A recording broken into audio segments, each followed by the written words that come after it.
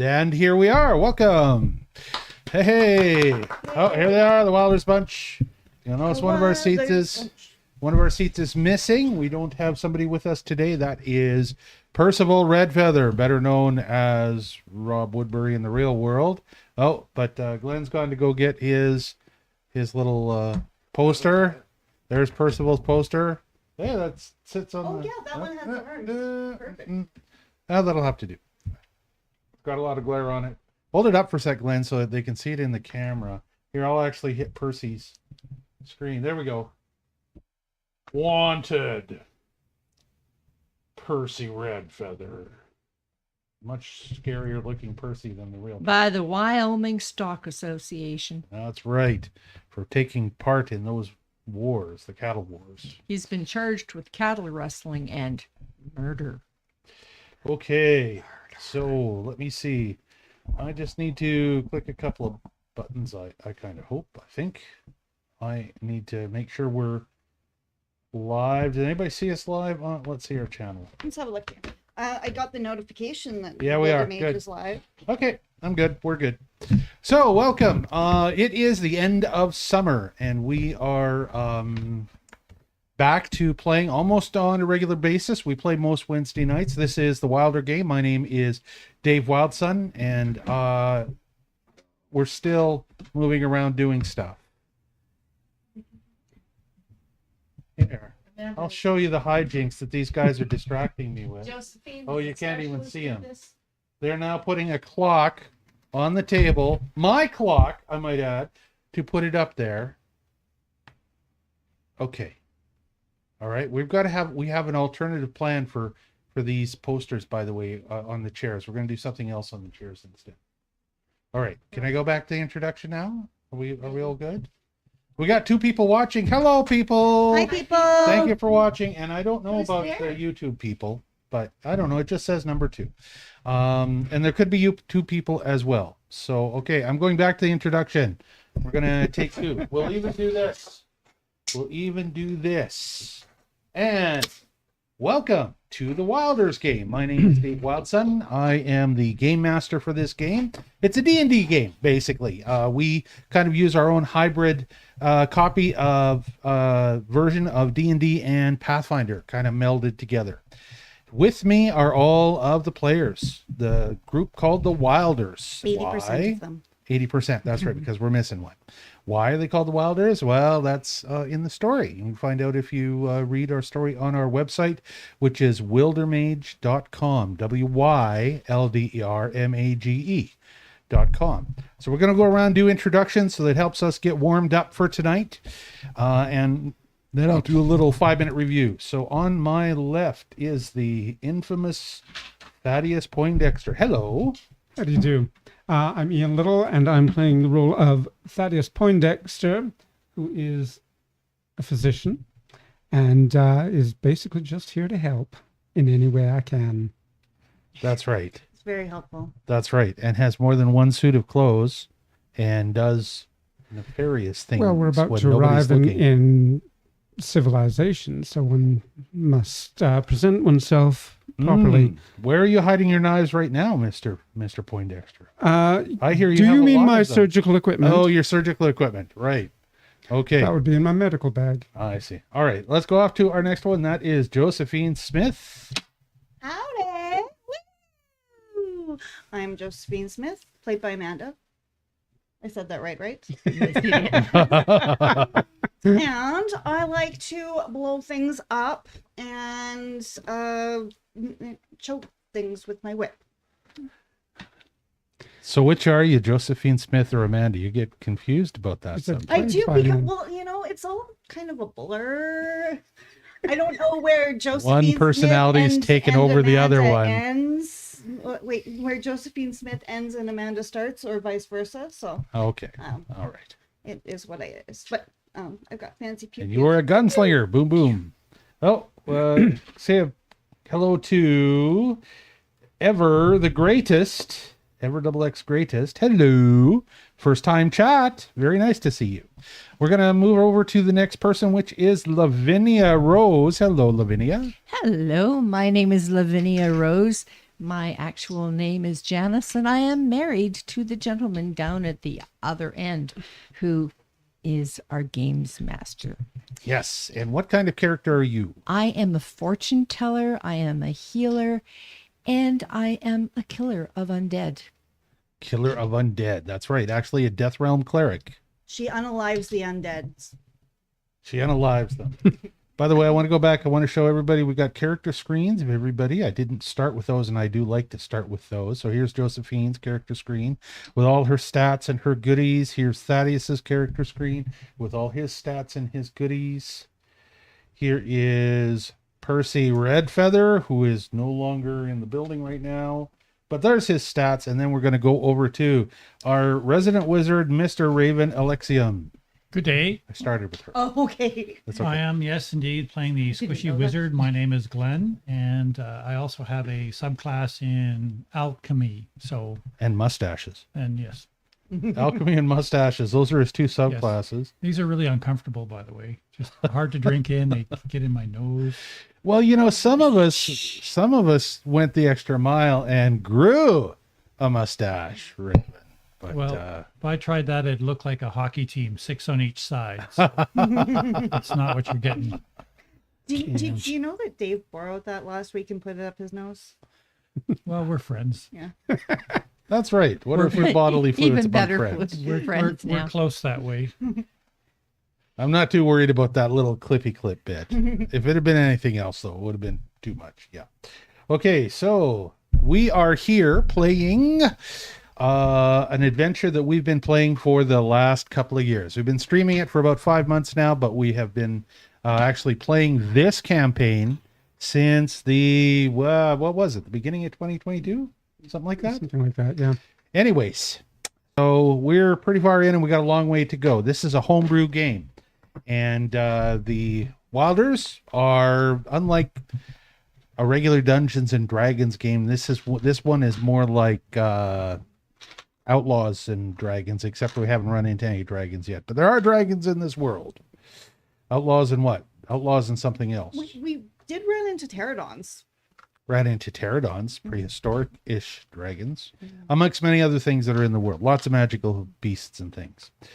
So we are going to pick up where we left off, and where we left off was that you had arrived at the seaside town of Saltshore, which everybody can see on the screen right now. There's a little map of it, Saltshore. And I'm going to actually see if I can switch over to the map of... No, that's not the right button. Let's see if we can do a real quick switch to the map of the world so that we know where Saltshore is in the world, because it's like, yeah, no, it's okay, we're at a seaside town. Here is the world. And we have got to move your token because you were here. This is kind of the token, this little skull, which represents Abuela Mala and also represents the Wylders. Oh, by the way, who is Abuela Mala? Lavinia, who is Abuela Mala? You show them who Abuela Mala is. I'd like to introduce you to my grandmother, Abuela Mala. When I was little, which I was once, Abuela Mala used to come to me in my dreams, and she would guide me as to the things that I should be doing. Right. So, Abuela Mala's spirit inhabits the skull, and we use that kind of as an icon for the game. So that means that when you're on the adventure screen, this little icon right here is the group, and the group traveled up this road. I'll move it like this, and then through here, and the city of Saltshore is right here on the big world map, so that you know where we are at. We are on the East Coast. They had to go up and around the top edge of Feywood, and that's where their primary goal in their main quest line is right now, is to get into Feywood. But they rescued 3 prisoners after a Duragar raid, and those were fishermen from this town of Saltshore. So they have escorted them. It was an escort quest all the way to Saltshore, and they are now there at the little seaside village of Saltshore. It's not that little, you know, there's actually a few thousand people that live here.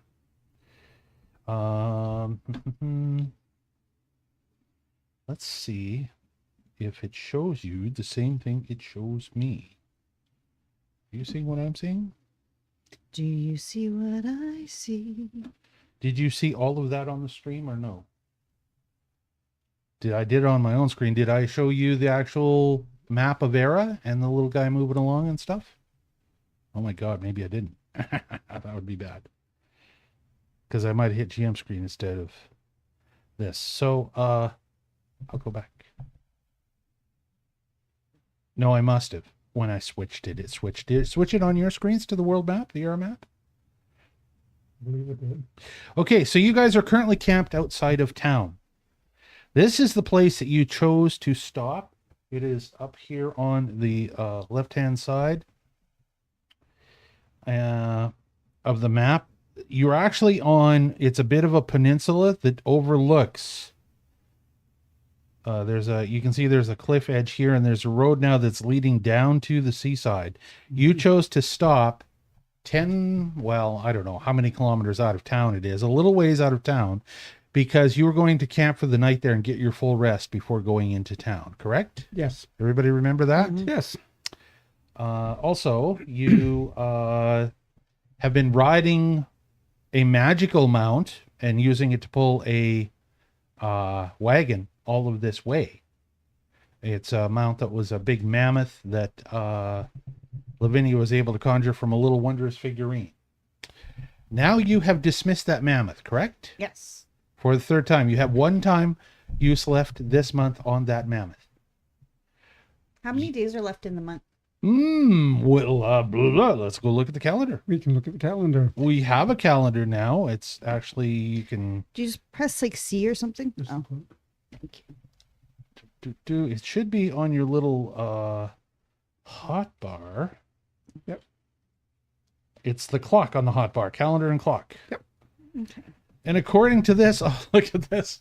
We've caught up and passed in our real world days, the game world days, because this is not up to date. It is actually it would be the 23rd. That would be today in the game. Okay. August the 23rd. I might need to change the controls on that somehow. Let me see if I can do that. August the 23rd, set current date. You're getting up on the morning of August the 23rd. When did we acquire the knowledge about how to, like, when did we first summon the mammoth? First time you summoned the mammoth, I'm going to say was a week ago. Okay. So we've got about 3 weeks left before we can use Yes. him again. Okay. It's going to be 4 weeks from the last time you use it, not from the first time you use it. Rude. I know, sucks. Mhm. Too bad. Yep. But that's the way it was going to work. Okay, so we had a look at the calendar. We figured that out. Let's go back to the situation you're in now. Thomas and Hadrian. Is it Hadrian? Was that the name of the other? Yes, Our Hadrian's last father. scribe. And Peyton. Crew. Their last name was Crew. Those were the three Yeah. fishermen that you rescued and that you've escorted back to Saltshore, which is their home. They had gone inland, westward to Cahokia, taking a big load of salted fish, which they sold. It was on the way back that they ran into trouble. They actually lost Peyton's wife. She passed away when they were attacked by the Duragar. You rescued them from an abandoned mine where they were being held prisoner. You have brought them back here, and they are anxious to get back into town to their home and find out what the news is. But they agreed to stay with you for this bit right here as you guys camped. You've gotten up in the morning. You have got all of your spells back as magic users. Everybody has finally had a full rest, which was a near thing because you were close to fatigue before the trip.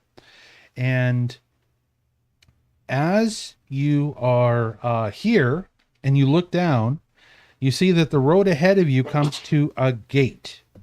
Can you guys see that gate on the main map? It's right here. My scroll wheel on my mouse. I'm going to need to get a new mouse. But here is the gate on the main map. Okay. Oh, there you go. That's a way to do it. That spot right there. So, gate on the main map. Are you going to break camp and head into town? That appears to be the only way into town. Is there's a little bit of wall here, and then that's how you enter town. Thomas, especially the big trader, he's the biggest of the two brothers. Hadrian was the older father. He's anxious to get into town. What do you want to do? I don't mind going into town, and maybe Thomas can introduce us to some people and Introduce you around? Yes, That he would would be love to do lovely. that. No, what was our point of coming here? Just to help them get home, right? we wanted to do that. But while we're here, we should warn them about the ongoing storm. Right. Okay. We might get And- some recruits as well. Exactly, and we can, figure out ways that they can protect themselves, and just forewarn them for what is to come. And maybe tell us how we can get into the Feywood. Yes. There might be another way other than a troll bridge. If you can talk to somebody in town who knows that. Any It's information is good. Okay. Okay, so are you breaking camp then? And Yes. you're going to head into town? All right, as you go to break camp, you realize that you've got one little hiccup. You pulled the wagon all the way over here with a big mammoth.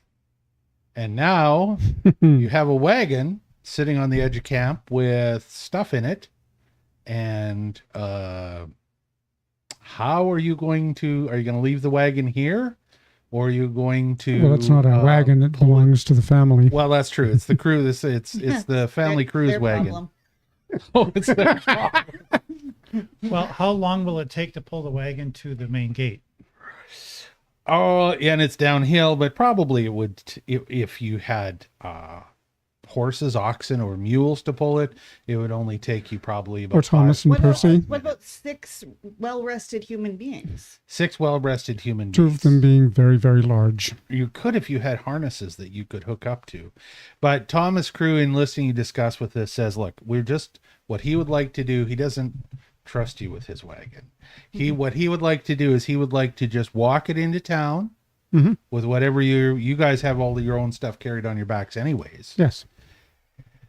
He can strap the chest on his back to walk it into town. They don't have a lot of other personal stuff. He wants to leave the wagon here, and what he would like to do is go straight away to one of the markets in town, where he might be able to hire or even buy a couple of mules, because he's going to need some kind of livestock now to move it, since they lost their horses from before. Yep. He says to you that there's a place called the Green Market, and often there's livestock for hire there. So he thinks that would be the best thing to do. I concur. As you are discussing this, all of a sudden, looking down over your outlook, exiting through the main gate, comes a troop of 6 horsemen, armed. And they ride up. As they're riding up the road, you're pretty conspicuous up on top where you are. And they see you, and they immediately turn and head towards you. It looks like there's a captain and 5 guardsmen. They've got kind of like a tabard on, and they're basically dressed like guardsmen. Pretty recognizable that's what they are, in fact. As they start to near you as a group, Thomas turns around and looks at you and just says, hold on, I'll handle this. And he walks ahead to talk to them, right? The head of the guard, if Dave had his stuff together, he could tell what this guy's name is. The head of the guard is a guy named Craddock. And Thomas walks out to, no, I'm wrong about that. That's the jailer. Head of the guard is a man named Eleander. So as Thomas walks out, he shouts out, "Ho, Eleander!" And he walks out to meet the captain of the guard. And so they, a little ways away from you, they exchange a few words, and then they come on in, and they fix Thomas's problem for him, because they take 2 of the guards' mounts and they bring them, they lead them over, they unsaddle them, they throw the saddles in the back of the wagon, and they hitch the two of the guards' mounts up to the wagon.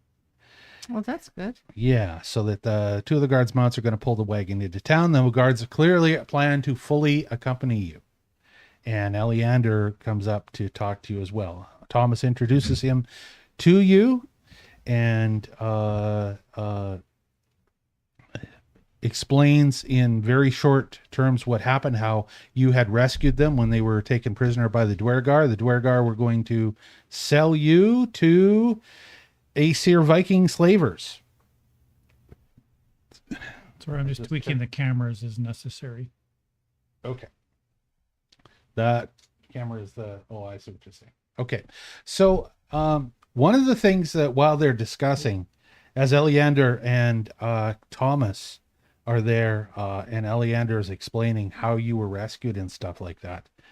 Thomas is explaining how you were rescued and stuff like that. Eleander says, and you pick this out, he says to him, well, I'm glad to see you because we thought you had been taken like the others.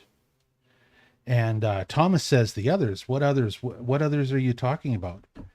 Eleander explains that there have been people going missing from the north end of Saltshore.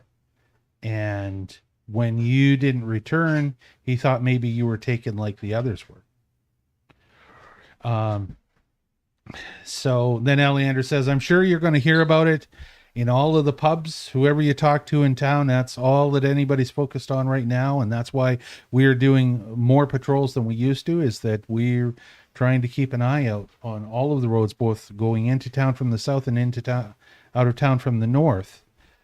Some people think that it is the orcs on the warpath and that they've stolen some people, but usually we've been at peace with them for decades. And if they were going to do something like that, we don't think it would just be theft. I don't think they would just steal people. Something else is going on, but you're going to hear a lot of talk in town.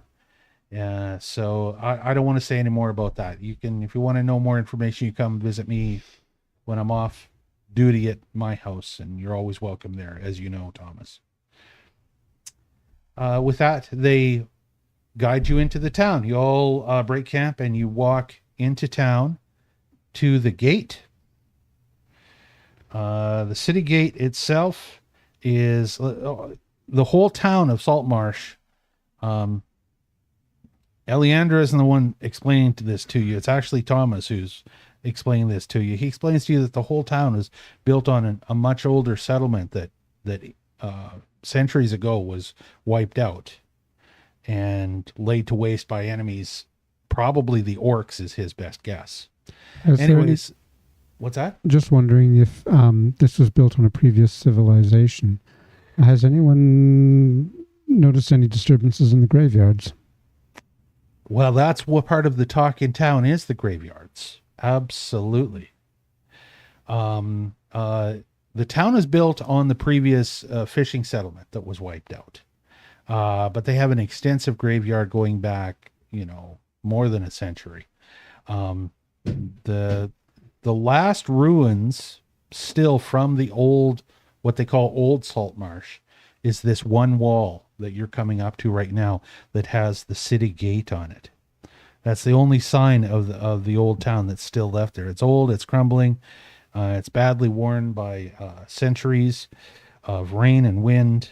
And there's a garrison of the gate that consists of a couple of older guards. They're near retirement, and they're not up to doing the riding and walking patrols that the young guys are. The garrison of the city is about 100 men.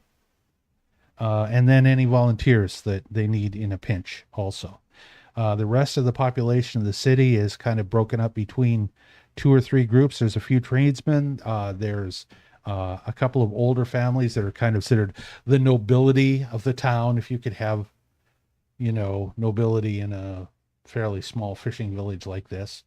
And the rest are all fishermen, of course, which is the main trade of this town. Is there a some sort of government, like a mayor? There is an elder council.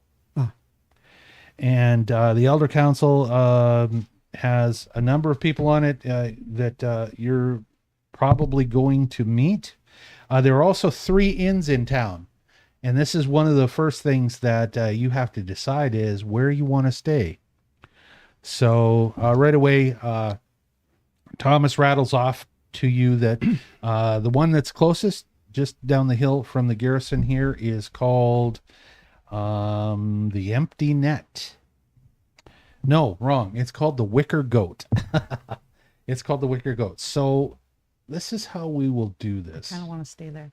Not gonna lie. Well, I'll give you descriptions on all of these things, but right now we're at the city gate, okay?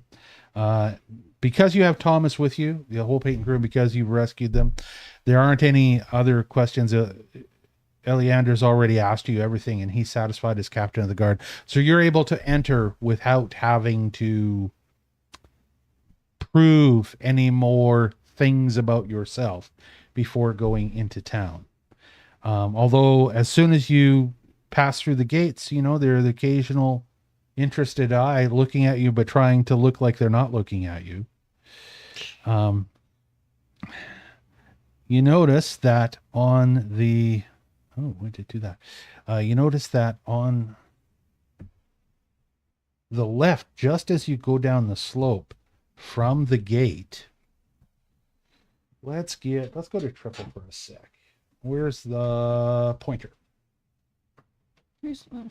You notice as you just go from the gate down the road into town, this is what they call the South Road, that comes out on this side, because of course it's the southern end of the town that goes into. There are a couple of big buildings right away. The one on the left is obviously some type of government building, and it's actually the barracks and the jail, and there are some more guards there.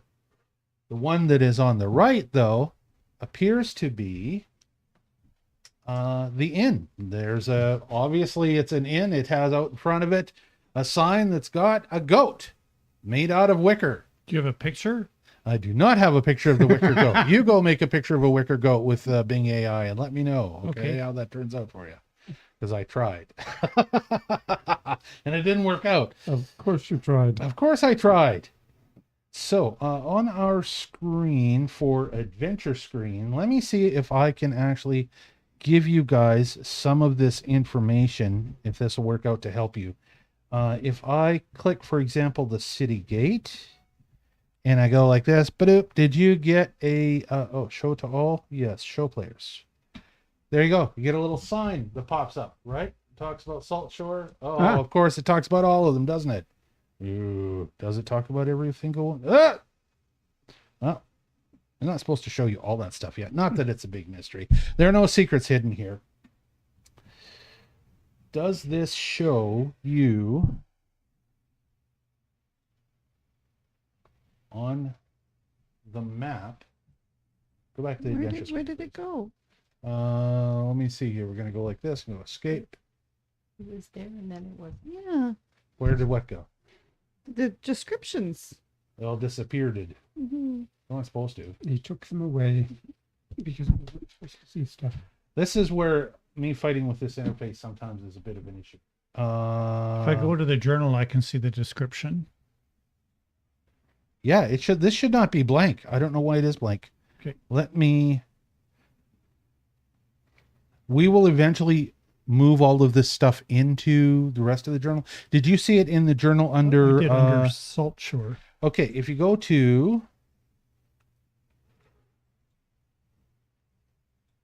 Party the journal, journal. 13 Saltshore. and then you go to party journal, and then you go down to the very bottom, 13 Saltshore. Okay, so here is all the information on everybody. Don't read this too closely because I might have some secrets in here I still have to watch out for, because I still need to edit stuff. Some of these names are even wrong, because in our game this is called Saltshore. Anyways, the Wicker Goat bears the dubious honor of being the oldest tavern in town, and it is owned by a fella named Lankus, who's a retired officer from the army, and he caters to the dwarven miners and the town guard. His inn is a little bit up out of the town, up to the south, So it looks down on the rest of the town. It's a 2-story building, sleeping quarters for rent on the upper floor. But once again, the clientele is mostly guards and dwarven miners. So I don't know if you will feel comfortable with those at all. Go see who it is, Simon Dog. Go see who's at the door. Go help. Where were we? So we're talking about the party journal. Well, I'm going to go off the party journal for a sec and just tell you the rest of what's going on. This is... Okay, so now you'll see at the city gate, the number 1 has appeared for you. It should show you the barracks now on your map, the number 2. It should show for the Wicker Goat, the number 3. This is so that you can keep track of which buildings are what. When you click those buttons, what does it say?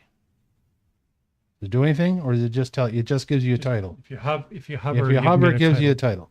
All right. So it gives you a title. It's not going to give you the link to the notes, though. So that's all right. I'll figure that out later when I've got tech stuff. This is the first time that we've done a map like this in the game where we've actually had a town map and I've put points of interest on all of it. So there's a bit of a learning curve here for me as far as the Foundry interface that we're dealing with. You're at the Wicker Goat. The other 2 places Thomas says that are available in town to go to for a if you want to rent for your stay here while you're at Saltshore are the Empty Net and the Snapping Line. Both of them are in the harbor. One of them is on the south end of the harbor. The other one is on the north end of the harbor. Thomas takes and Peyton and Hadrian take leave of you here. They're kind of anxious to get back to their home and also their boat and make sure that their boat is in good shape. But they point out to you, Thomas takes you out and he points out to you where their boat is in the harbor. And their boat is this little one. Right. I'm reaching for a reacher. This little one right there. Is that a boat? Yeah, there's a little Looks like tiny it. boat There's a there. little tiny boat there. That's it. That's their boat. That's the one that Thomas points out to you. And he says, if you guys need any more help or there's anything else that we can do for you, please come and visit us. And there's also the matter of payment that we still need to discuss with you because we certainly want to thank you and reward you for getting us here safely.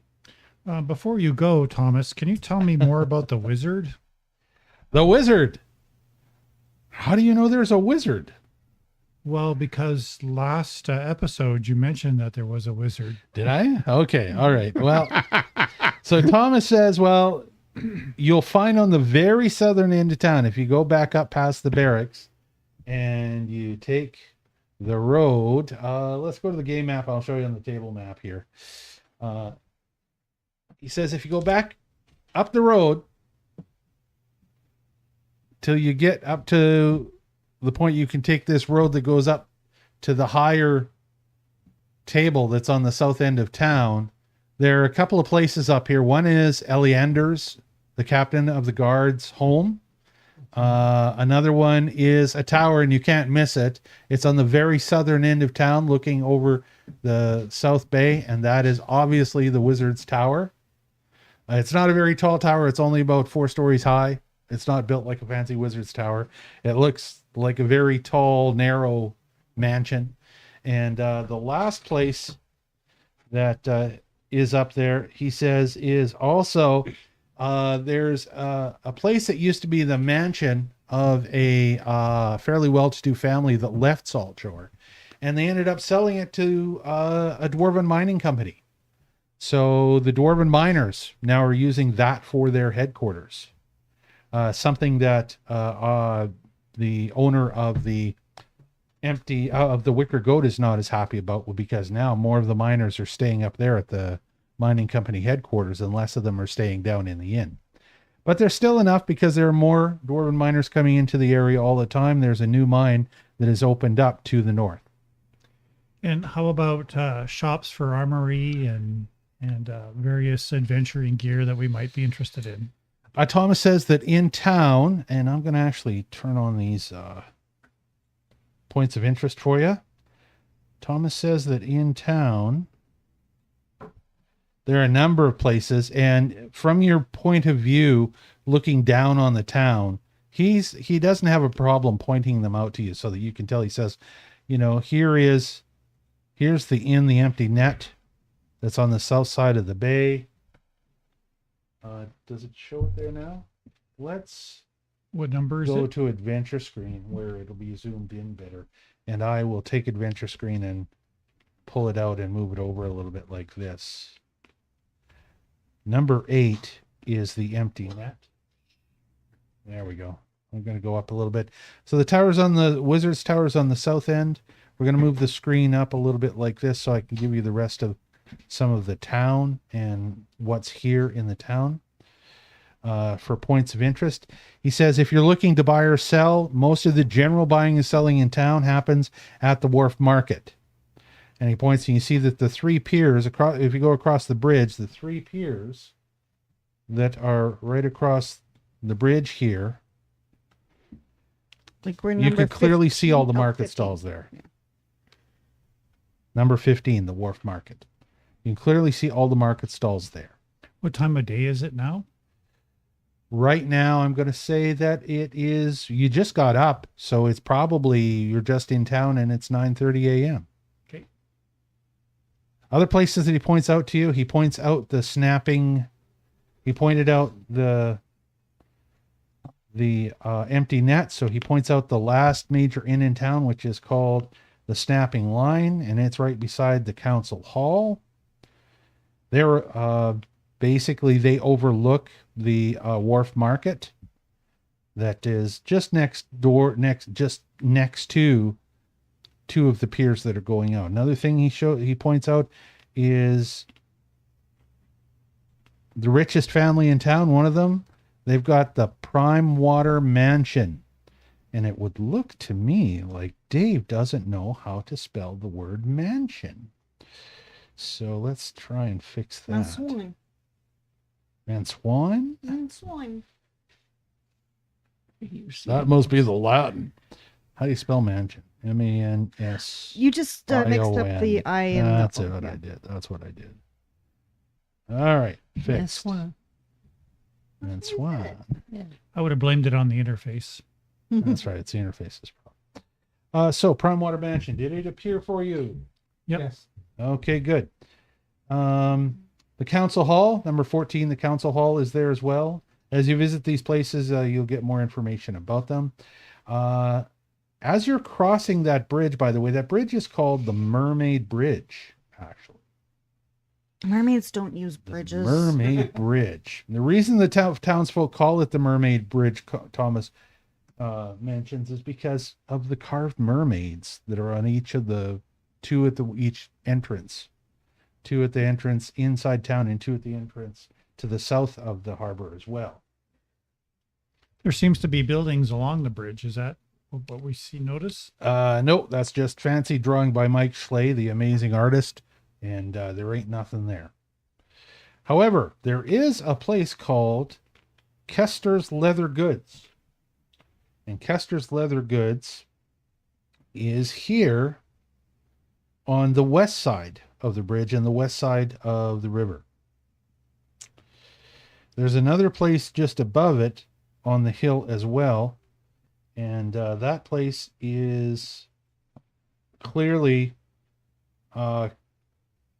another guard facility along with the barracks. That looks like that is actually the headquarters for Eleander, the captain of the guard.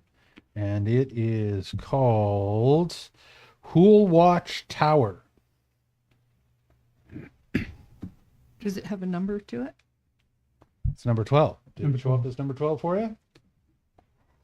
I feel Number 11 someone is should have been Kester's doing Leather- this the whole time. Yeah, that would. Well, it depends Well- on which map we go to. Well, We're not on the map. Are they showing up Well, on the map? Yeah, no, They are. we said adventure Are screen. they showing up on the table map as well? Yes, Yeah. they are. Yeah. Oh, okay, good. All right. But well, that makes- your mouse is moving to them as well on the display. So good. our people at home Depending can on watch. which on which tab I'm on my computer. Sometimes my mouse will appear in the wrong place because I'm on a different tab than what might show on the screen. Let's go back into town. If we move back into town and we move towards the more northerly end of town, other places that are in town that are of note. You asked about places that are shops, and it turns out that there is a blacksmith. The blacksmith is number 17 and is just around the corner, is just north of the Prime Water Mansion, a couple of buildings. So it's right there. Yeah, see, this is where my mouse is showing a different place on the adventure screen. There we go. That's the place right there. That's number 17. Across the road from the blacksmith and up just a little bit, there's a large plant that's very fragrant because it is the fishmonger's plant. It is a large industrial complex of buildings that actually is used for the processing of fish. They bring salt in from the salt marsh to the north, and this is where they salt and process most of their fish in town. Further north from that,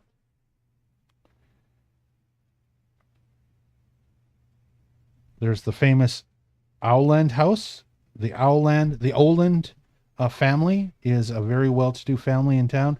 The three major families in town are the owners of the Prime Water Mansion, which is Gellin Primewater is his name. And he maintains his large mansion at the docks. Then there's the Olands, and there are a newer, younger, very well-to-do family at this other one with the big black roof up here. That one right there, called Solmer.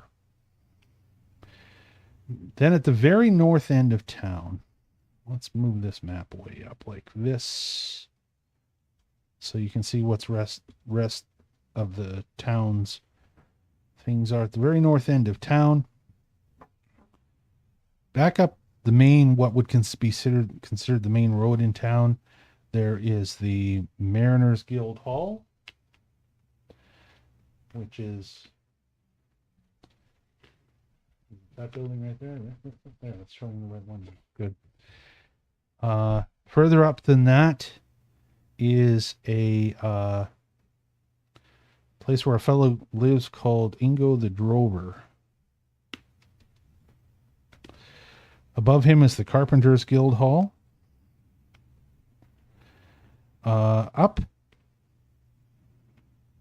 north of town, the road heads out of town.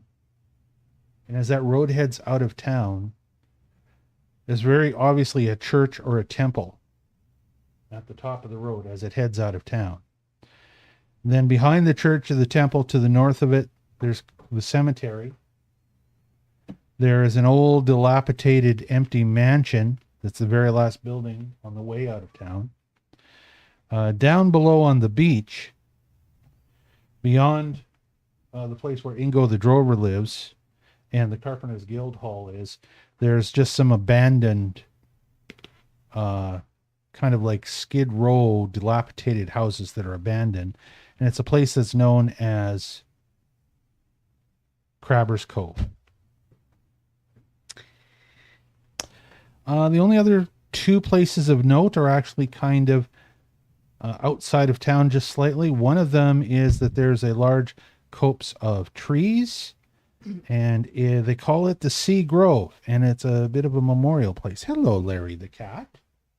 Did you come to see us? Mm-hmm. This is our cat, Larry. Oh. You want to hang out, do you? Well, you just came at the right time because we are done looking at the map and we're going to go on the break. You can't go on the table.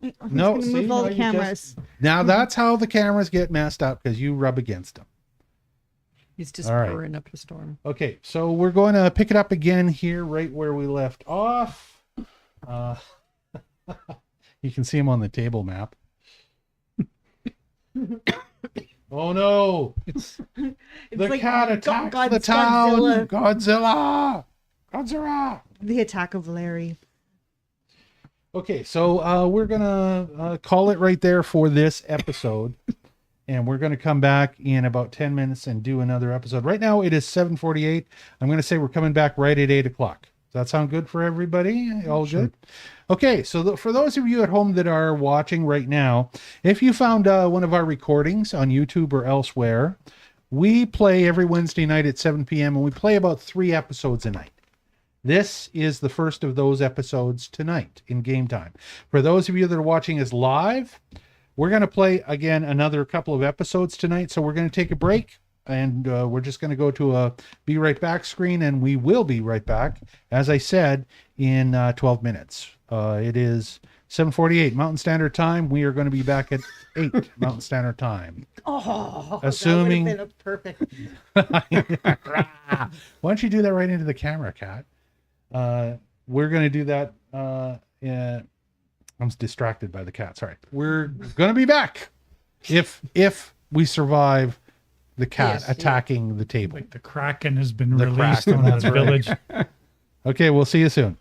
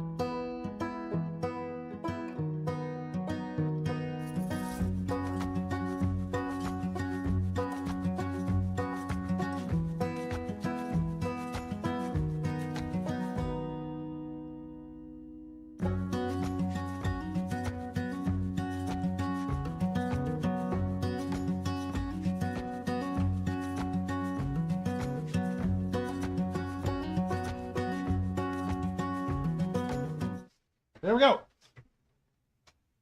Okay, we got a little surprise right in the middle of our break plan. Go. And here it is. This is for Lavinia's birthday. Happy birthday to you. Happy birthday to you. Happy birthday, dear Janice. Happy birthday to you. Wow. I'll move out of the way so you can put You it. want it on your tech? Yeah. There you go. Okay, hold on. Let me get you. Then you can blow it out. All right, there you go. Oh, we can't Wow. see the cat. We can't see it. Never mind. I'll go back to room then. Okay. There you Now go. can Blow it you out. see it? I did it. Yay! That's gorgeous. Go boyfriend. And it's Italian center cake. Yeah, fancy cake. Nice. So why do they clap if you can blow out the candles? Is that just so we know your respiratory system is still functional? Well, I was. Celebrate that? I think that's. Okay, In my family, that's pretty amazing. Congrats on continuing to read. Thank you. A little surprise for you. What a That's so wonderful nice. surprise! Thank you so much. Happy birthday.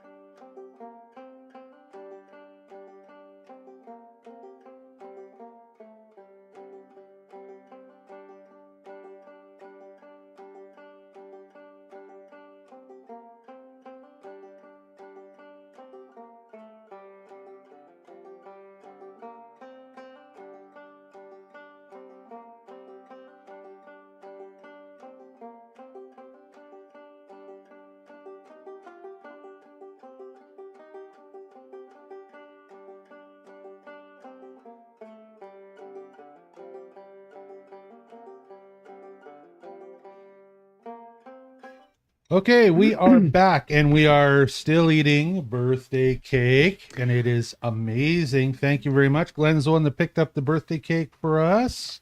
Thank you, Glenn. Thank Thanks, you. Glenn. And I want to turn it over to. Well, first of all, Sugar just sent a message and said, "Happy birthday, Mamacita." And Mom Yes. said, "Thank you, Sugar," and waved at the camera when it was turned off. It was lovely. So we're saying it now while we're back on. And, oh, sorry. Go ahead, Josephine. Oh, I just want to say, in addition to that, my friend Sean, who from Wales, sent Mum a beautiful song, happy birthday song in Welsh for her birthday, which was on Monday.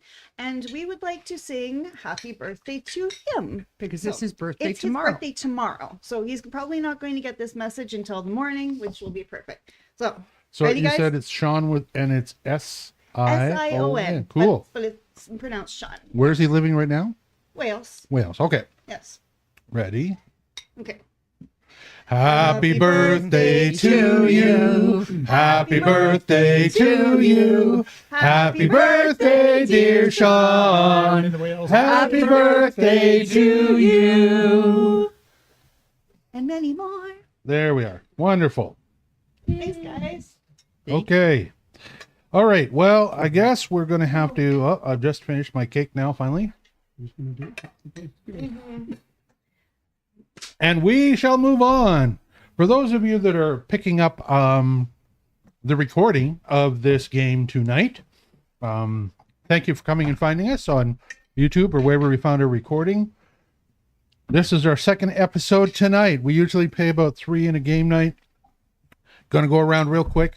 So if you've never seen us before, you know kind of sort of what's going on. This is a game we've been playing for over 2 years. We've been streaming it about 5 months online.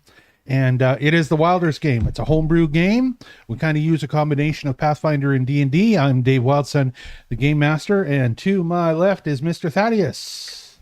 Hello, I'm Ian Little, and I'm playing the role of Thaddeus Poindexter, the physician for the company. Dressed very respectably tonight, I might add. We're in town. We're in civilization, so one must make an effort. That's right. And he does other nefarious things, but he won't tell you How about those. dare you? How dare How I? dare you, sir? That's right. And then off to Josephine. Hello, my name is Mary Amanda Josephine Smith. You got them all that time. And I am a gunslinger and a whip master. That's right. Wonderful. And Lavinia.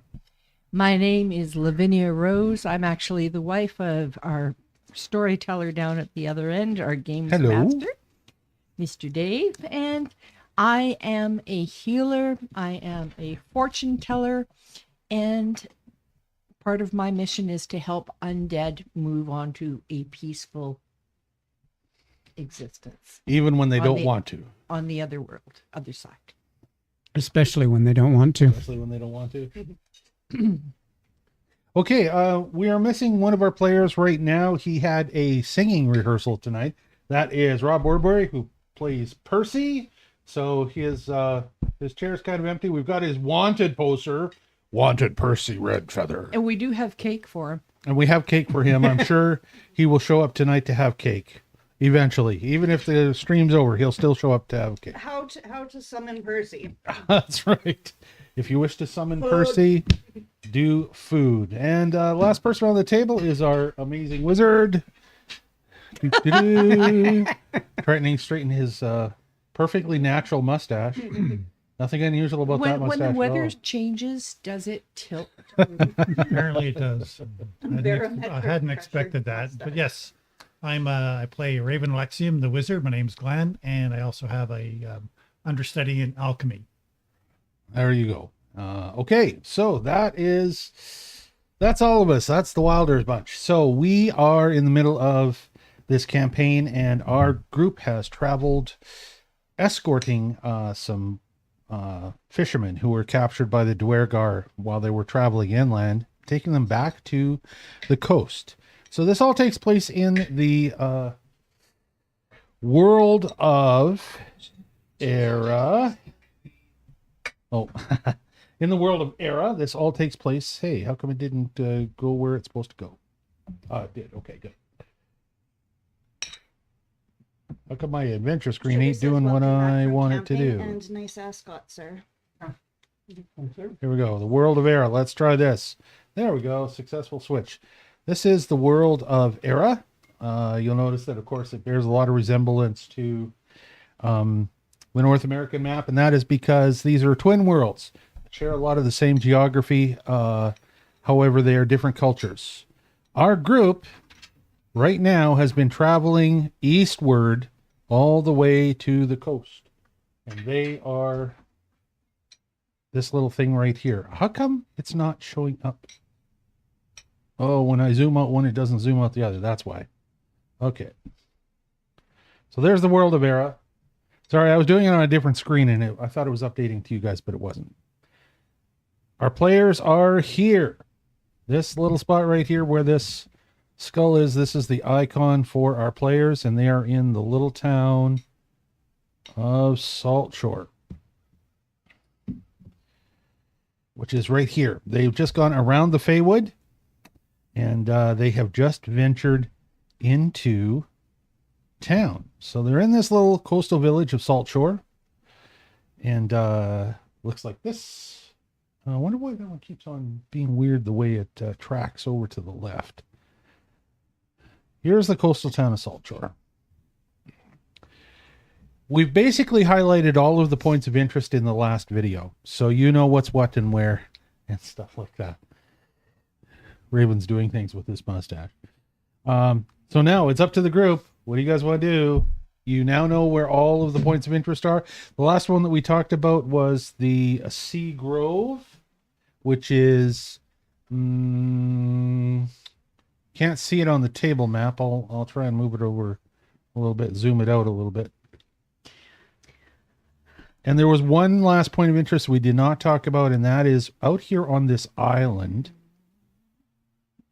For the folks at home, we're talking about out here on this island, there are a couple of standing stones that overlook the sea, and they are called, strangely enough, the Standing Stones. What is a standing stone? And it's like a standing rune stone. Big standing stone. Obelisk. So there are two of them that are out there, and that's one other point of reference you may heard referred to by villagers as the Standing Stones, and now you know where it is. What do you want to do, and where do you wish to go? I'm going to go to GM screen because that way you'll see what I see. You see what I see. I don't know about you guys, but we have a pretty good track record of exploring spooky abandoned mansions. So do you want to start there? The spooky abandoned mansion that's right at the graveyard? I would certainly like to go there, but I think it's rather urgent that at least one of us talks to the Council of Elders. The Council of Elders. Fair enough. Okay. So you're going to head for City Hall. Are you going to check in anywhere and get any rooms beforehand? Yeah, that's kind of what my thought was. So, guys, which of the hotels are you most inclined? My vote is for Wicker Goat. Oh, you. Wicker Goat. She's decided she your likes mind. Wicker Goat. No. So for the folks at home, Oh, I thought you didn't like. yeah, I thought you didn't like it either. Oh, no, I was thrilled Oh. by the idea of a Wicker Goat. For the folks at home, there are basically three seaside taverns, although they're not necessarily on the seaside. The taverns that are prosperous in this town that people can stay in, travelers can stay in. They are the Wicker Goat and the Empty Net and the Snapping Line. Those are three, and our players know where they are because one of the prisoners they've rescued, Thomas Crew, pointed out all of the points of interest to them in the town, so they know kind of where everything is. As you will when you look at any of our maps and you see all the little orange circles that give you the numbers of stuff. So the Wicker Goat is the one that is back up the hill. You actually haven't physically left the Wicker Goat yet, because that's where we pointed out all the points of interest from, is while you were standing there. I just had the most ginormous deja vu. Oh, a big deja vu of the Wicker Goat? And Oh, thank goodness. So, description of the Wicker Goat again for you. I'm going to read it. Bearing the dubious honor of being the oldest tavern in town, the Wicker Goat is owned by Lankus Curid, a retired officer of the army who caters to the dwarven miners and the town guard. It's a 2-story building, sleeping quarters for rent on the upper floor. Usually sufficient to accommodate the slow stream. You might have to bunk up a couple of you together. He's only got 4 rooms. And anyways, if you're making your way through saltwater, now if you seek an audience with Manistrad, you can find her here, and she's not working at the mine. Manistrad must be the head of the mining company. And this is probably where if you want to talk to the head of the mining company, this is where you would find her. You'd asked about the council before. Yes. So I would guess that you guys all successfully check in. You're happy to do your check-in, or you kind of have anything to eat before you go? The Wicker Goat does, in fact, boast a menu that you can look at, and I can actually make that happen. Because you are amazing. Well, I'm sometimes I'm amazing. I vote that Thaddeus be the one who meets with the council, because you are dressed for, interactions. I can do that. Yes, I think that's a fine plan. All players can now The rest of us smell like sewage. see. All players can now see. There's a little icon beside the Wicker Goat. I'm going to turn it on. So I'm actually going to put it right over top of the building. If you double click the building of the Wicker Goat now, you'll see there's a... and it will actually show you the menu if you're interested in having something to eat or drink before you go on your way. Excellent. For folks at home, I'll show them on the adventure screen as well. We go to the Wicker Goat. The Wicker Goat is right here. What number is the Wicker Goat? Number 3. The Wicker Goat is number 3. And I put a little icon over top of the building now that you can double click. Oh, what happened there? Boiled eggs and cabbage sounds like Boiled Gas eggs Central. and cabbage. Now, if you had a webmaster that was a little bit more up to speed with things, there'd actually be some damn fish on this menu because it's a fishing town. But I guess that'll have to wait for next week. It's like us going to the restaurant that had no fish. Yeah. It was a fish restaurant. We thought it was a fish restaurant and it had none. It was only crab and lobster, right? Yeah. Yeah. Well, Okay. I can cast prestidigitation, so we can make this food taste pretty good. If we Ooh, want. that's right. You can improve the taste of it if it's not up to I think that barley bread and soft cheese and a mug of ale sounds delicious, personally. barley bread and soft cheese How do you get it to come up? and a mug of ale. On number 3, the Wicker Goat. With the pottage myself. Just above it, there's a little picture. Yeah, I need The protein. actual, there. Here we go. Thank you. What would you like, Raven? I'll do the stewed duck and oat biscuits. Stewed duck and oat biscuits. And as you can see, it's just 6 chips for stewed duck and oat biscuits. So just remove 6 chips from your inventory as though you have paid the barkeep. What about Josephine said she was going to have the barley bread, so 3 chips for that. What do you think, Thaddeus? Going to have a late early mug of breakfast? mead. Pottage. Before you start to eat, I have brought along my spell of purify food and drink. Just in case, if you guys want to go ahead and just eat it, that's fine. Does your spell of purify food and drink require a spell slot? Probably. Let's not even think about it. 'Cause So, that I mean, means if I you have wish to do- spend one, let me know, hand it to me, and purify your food and drink. Depends on how trusty you are of this, although most of the dwarves and guards look like they're in fairly decent shape, and they've been imbibing here quite a bit. All right, then I'm not going to spend Okay. a spell. I feel like we can trust the brethren of these people that we just spent That's the last several days True. with. From what you've seen so far in Saltshore, it's a fairly prosperous village, right? It's quite a large village. I mean, it even has its own constabulary and council. And so it seems to be doing pretty well. As Thomas Crew mentioned to you, there are a few rundown buildings on the north end of town that are abandoned. It tends to be the north end of town that people don't feel that comfortable living near that area anymore because of its proximity to the abandoned mansion and the graveyard, and their worries about what might be coming out of the marsh to the north, the Saltshore marsh. You'll hear lots about if you talk to the folks in town. Where did all of my money go? It's under treasure. Just scroll down. Oh, there we go.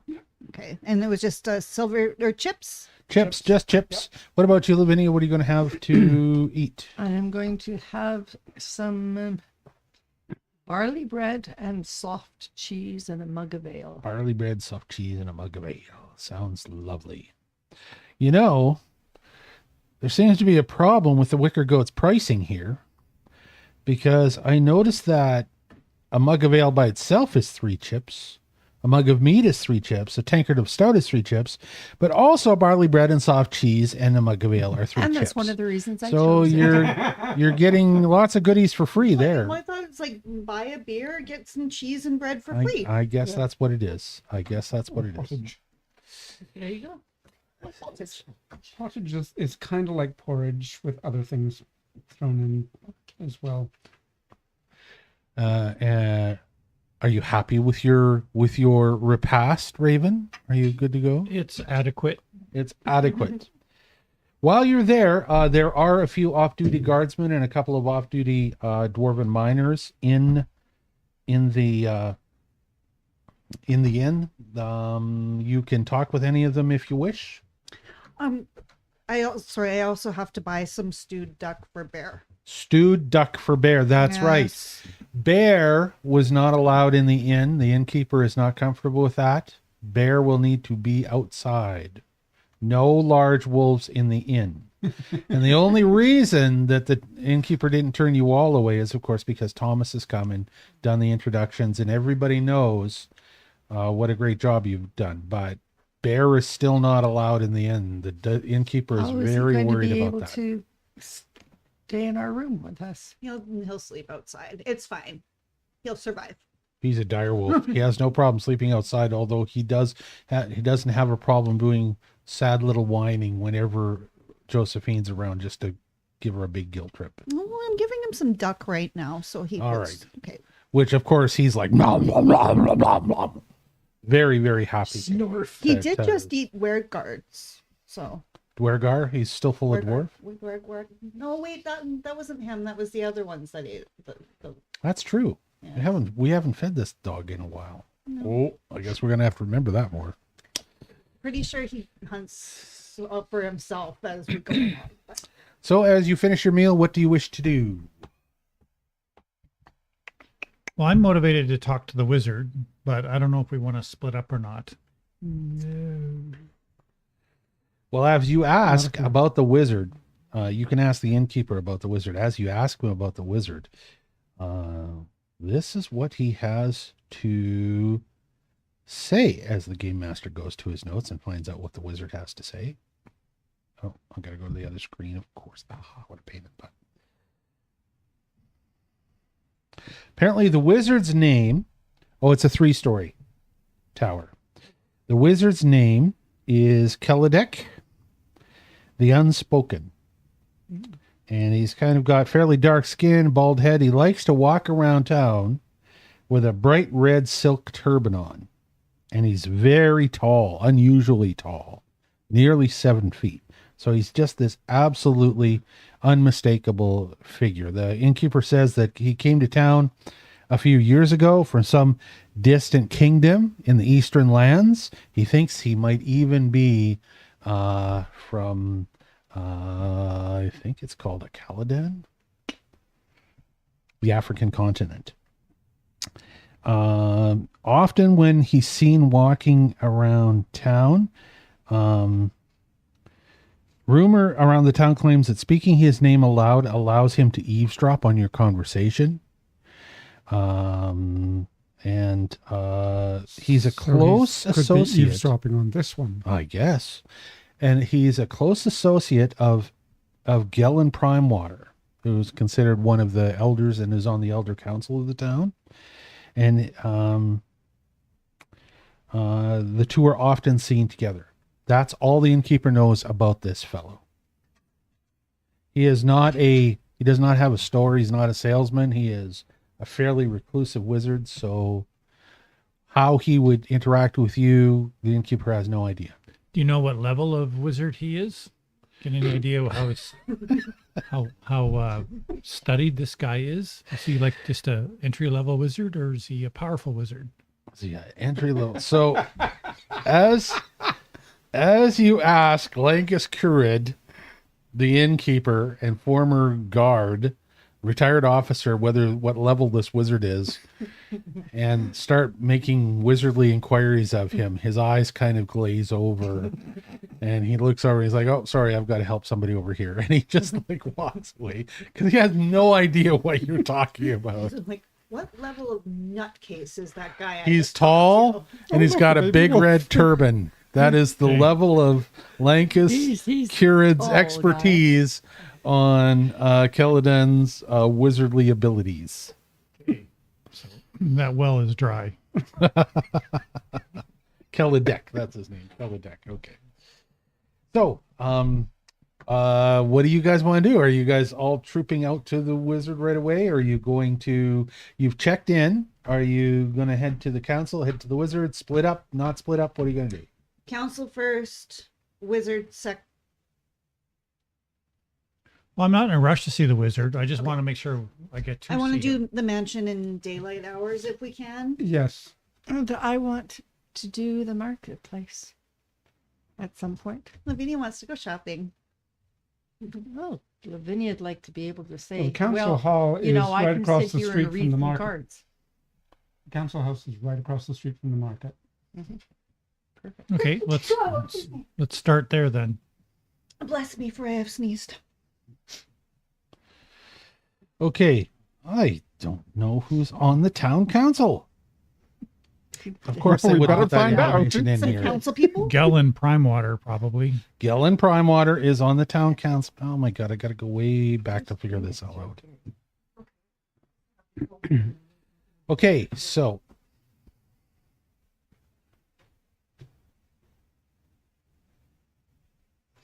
Oh, lovely. He's putting on his gloves. oh, is that just in case you need to do any stabby? No, it's to be properly attired when addressing a council of elders. Okay.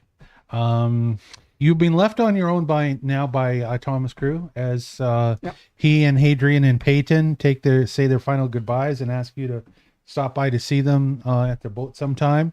One of the things that Hadrian says to you is he says, if you want to find out what's going on and what all of the rumors in town are, you're not going to find a better place than the Snapping Line, where all of the old sailor hands go in and solve the world's problems in front of their tankards of ale. So if you want to get the town's gossip, that's the place to go. And as a matter of fact, you're probably going to find me there tomorrow night. So that's where the gossip center is at the Snapping Line, which is right beside the town's council. house.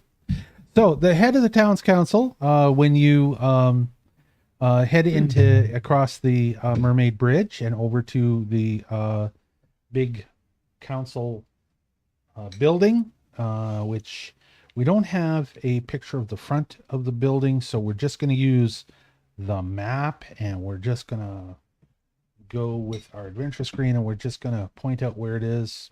I need to get a new scroll. I can need a new mouse with a better scroll wheel. My scroll wheel's big. Here it is, right here. Town council, council hall, right in the center of town. Right across from the Wharf Market, right beside the Snapping Line. This is the center of the entire community right there. This is the place to be. The place to be. So you pass by the Snapping Line. As you do so, you can see to your right, you see the market wharf, and you see the various boats being unloaded at the docks. Fish. Lots of fish. Apparently the fishing is still really good here. They're not having any problems with their fishing, and the town is prosperous because of it. As you go into the council hall and begin asking, you can very clearly see right at the very front of the council hall that there are the pictures of the three primary elders. The first one, it looks like it's a woman, a noble woman of some kind, and underneath it says Edda Oland on the picture of her. And the second one, Gellin Primewater, it says, and you've already heard that name, you recognize it. And in this case, it looks like a dapper older gentleman, the painting of him. There's a room off to your side the doors are closed, and you can hear some voices in there. The main council hall seems to be empty right now, but somebody is discussing something off to the side in a room. There is, in the main council hall, besides these two, let's see what other... you've already met Eleander Fireborn. Apparently he is on the council as well. And there's another fella here. These are all humans, right? Yep. Everybody in town pretty much is human. You don't see much in the way of elves here. You see some dwarfs from the mine, and everybody else in the town are human fisher folk. So I do have a question. So these dwarves are interacting nicely with humans. They're not similar to the wereguard. These appear to be surface dwarfs from a different faction. Okay. Not the raider dwarfs that you know as the Dwergar, who are bandits, I guess you could say, and raiders. In this case, all the dwarfs that you meet or you see passing by you seem to be they're bigger, slightly bigger than the Dwergar that you've interacted with before. They tend to be fairly brightly colored in their clothing. They many of them have miners' hats on, right? It's very obvious they're a miner. They've got a little lamp on their hat. They have a variation. Some are dark-haired, some are blonde, some are red. They've all got big bushy beards, of course. They're all about 4 feet tall, quite stout. You do not see any women. So, as far as we know, I these, you said one of like the dwarf that we needed to talk to, if we needed to talk to, was if you see her, okay, she's apparently a woman. Okay, but you don't see any other women in the ones that are walking around town. Do they have eyewear on during the daylight? These ones don't know. These are apparently surface dwarfs, don't require eyewear. Interesting. You can tell that there's quite a difference physically between them and the Dwergar that you were encountering before. The Dwergar obviously have stayed underground and become very nocturnal, where these are not nocturnal dwarfs at all. They are perfectly comfortable out walking around on the world. So they must have been here quite a while, and as surface dwarfs, it's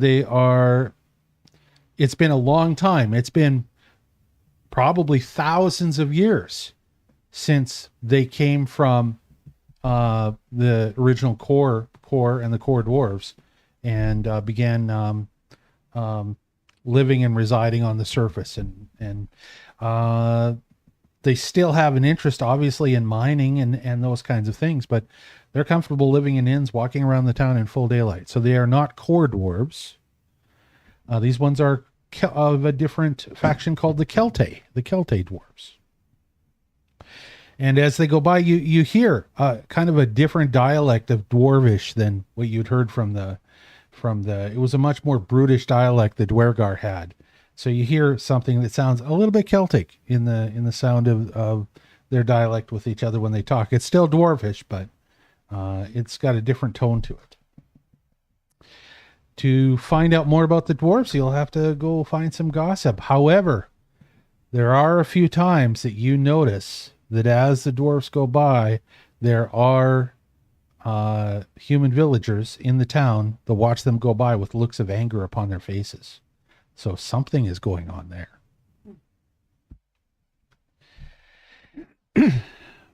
The other member of the council that I was looking for was, his last name is Solmer. Anders Solmar. And he is, it's a picture, as you see the painting, he's the last of the 4 council members that are up there. He is younger, noticeably younger than the other 3. The captain, Eleander, looks to be in his 50s. This fellow Anders, the painting of him looks to be that he is in his late 20s, early 30s. And obviously he's very richly dressed in the painting. You are here waiting in the entrance, in the council room just beyond the entrance. And it looks like there is a inner sanctum or an inner chamber that the doors are closed to, that you can hear some voices discussing something, but you can't make out anything that they're saying. Is there a person at reception? There is not. Apparently, like any 5,000 folk small town, you can just roll into places all by yourself and walk around until somebody shows up and says, "Hey, what are you doing here?" And that happens to be their wide open council hall, which is a surprise to you. But yes, you find nobody at reception. You're there all by yourself, just waiting in this empty thing while these voices are on the other side of the room. I'm going to knock on the door. You're going to knock on the door? I'm going to knock on the door. All right. Okay. As you go up and you knock on the door, all of a sudden the voices stop and a door opens and you see this elderly woman. From the portrait, you know that this is obviously Edda Oland. Okay. Who's the senior member of the council. She looks like she's pretty gruff, pragmatic lady. Her hair's gray. It's short.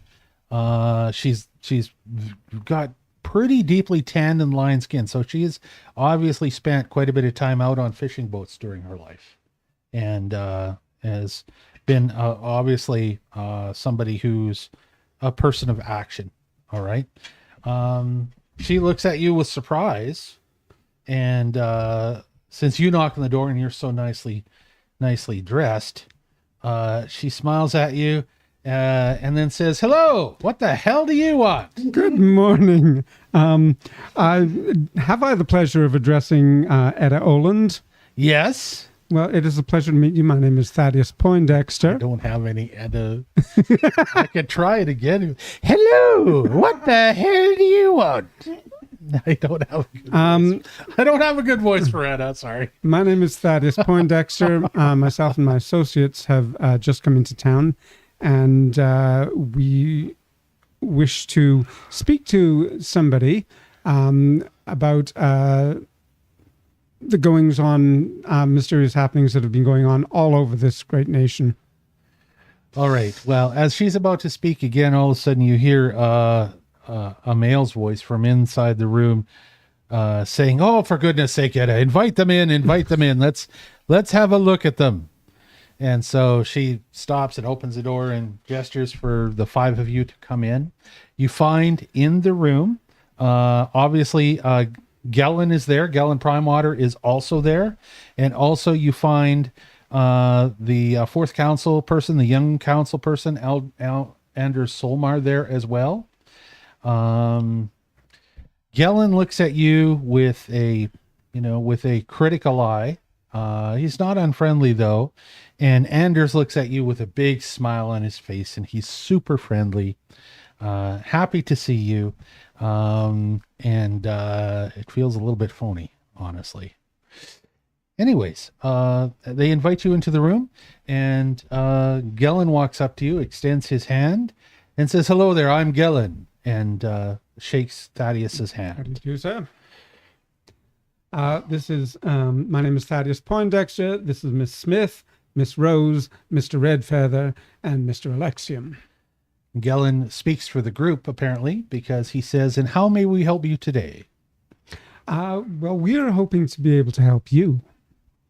We have been traveling throughout this land, and I'm sure it's no secret to the people of this village that there is a lot going on with somebody calling himself Saint Iago, and the commander of the Soldiering Dead, Mr. Jensen Poindexter, who, in fact, is my uncle, or was when he was alive. And he has disgraced the name of Poindexter. And we are on a mission to alert people to the problem and hopefully give you some ideas of how you can protect yourselves. So you see a couple of knowing glances between the three council members, but also some concern and some confusion. And Edda speaks up and says, "Saint who?" Oh, good. You haven't heard of him. That's a good thing, I suppose. He hasn't affected this area of the land. He is a wizard. We're not quite sure where he is. He's up north, I think, is where he's making his hideout. And then the Soldiering Dead have been spreading across this nation, wreaking havoc, and they're commanded by Jensen Poindexter. And we're just seeing if they have affected your land and how to protect yourself should they come. To help you out with where St. Iago is, here's the map of Era. Maybe. Did Also, show up? Dave, next time you have to play Edna. Edda? Edda? Sugar says she volunteers as a voice extra. Thank you. So here on the what is it, Mr. Dog? We have a little dog. His name is Simon. He's this big, and he's running around under the table, and he clearly needs something or wants something. So to give you an idea of where we are on the map and what is going on, you guys, like I said before, are all currently over here. I can't reach that far. All right. It is down in the New Orleans area Right, of course. that Iago is. Yes. What's called the Blood Coast Blood because of all of the bad stuff. So I apologize. it's not a surprise that they haven't heard of Iago from where they are because they are entirely on the other side of the Feywood from you. Yes. They're also a fairly insulated community, so they're not that interested in things that are outside their immediate area that would affect them. Well, we know that the Soldiering Dead have infiltrated into the Feywood. So clearly it is spreading. They have. Well, this is a surprise for them, too. They had no idea. They heard that there was some trouble on the southern end of the Feywood. But Yes. that's all they've heard about the problems of the folk inland. You're going to find that many of the people in town have this same insular attitude towards if it's something that's happening up and down the coast, a couple hundred miles either direction from where they are, they'll want to know about it. They'll be concerned. They'll be discussing it a lot. They'll have lots of experts on the subject. However, They have also it's spread to anything the to land do- of the merfolk. if they have anything to do with inlanders, they don't want to know anything about it. All right. And so Edda says, I'm sorry, what did you say? They have also infiltrated the area of the merfolk. Oh, the merfolk. And she glances over at the young man Anders, and Anders glances back at her. And she says, okay. Yes, indeed. Well, thank you for your time. We've got some important business to go about now. If you Does it have anything to do with the people disappearing? How do you know about that? We just heard, what was his name? Was that the The captain of the guard Tavern. mentioned it. Well, she looks over at Gellin and she says, well, see, now there is a brand new rumor. Now it's the merfolk stealing the people instead of the ghosts. We'll have to add that one It to could be all the either, other but we are happy to help you investigate. You want to investigate? Well, by all means, we will allow you to investigate. As a matter of fact, why don't you why don't you come back in a day or two, and perhaps you can talk with Anders or talk with Gellin. I probably am not going to be disposed, but if you talk to either of them, maybe they'll have some places that you can go and investigate at. Also, I would like to point out it's not like it's a rare thing that merfolk would steal humans, because yes, we've been there, done that. Yes, I have only been recently been wed to one of the king's daughters. Until recently, did you say? Or recently? Only recently. Only recently. I have just recently been wed to one of the king's daughters. Oh, you've married a merfolk. Oh, yes. Thank you very much. Okay, we have to continue with all of our the rest of our business that we have to deal with today, if you wouldn't mind. And well, I very much appreciate the time that you have given us. Thank you. And Edda obviously has got no time for this whatsoever, and she ushers you, practically pushes you out of the council chamber door and slams it. And then as you're walking away, you can actually hear her speaking to the other two, and you can just barely hear through the door. They actually believe in mermaids.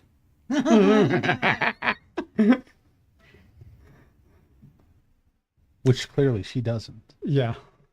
I feel like they're obviously hiding something. Well, of course they are. There's a bunch of strangers who walk into what the a town. giveaway.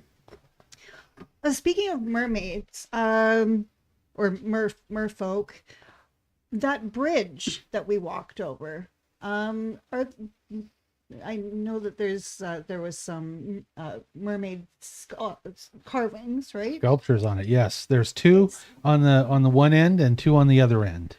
Did you get a good look at all the carvings on the mermaid bridge? I don't know. Did I? Did you get a good look at them? Yes, you all, of course, would pay attention to that as you cross the bridge and have a look. And they're heavily worn. Clearly, the bridge is very ancient, and it must have been there from whatever the crumbling wall, whatever the previous settlement was. Okay. Because they're so heavily worn that most of the stone feature detail on the faces and any scales that might have been on the legs. They're all in a fish form, meaning that they've got the fish legs. It's all pretty much worn away. You can tell they're mermaids still from the general features. They've got the long flowing hair and bare tops and the fish fin for the feet, that kind of thing. But they're heavily worn, just like the bridge itself is. And just like, was it the ferry bridge or wherever that the angels or whatever there had their faces? In their case, it looked like their stone faces had literally shorn off and fallen onto the ground very recently. Yeah, as a deliberate act. They were removed. Well, no, they broke off because when the runestone broke, it broke the spell that was animating them. So on this ancient bridge, was there anything of value to us knowledge wise? There's an ancient inscription on it. And when Thaddeus goes and looks at the ancient inscription says, in memory of Neariella,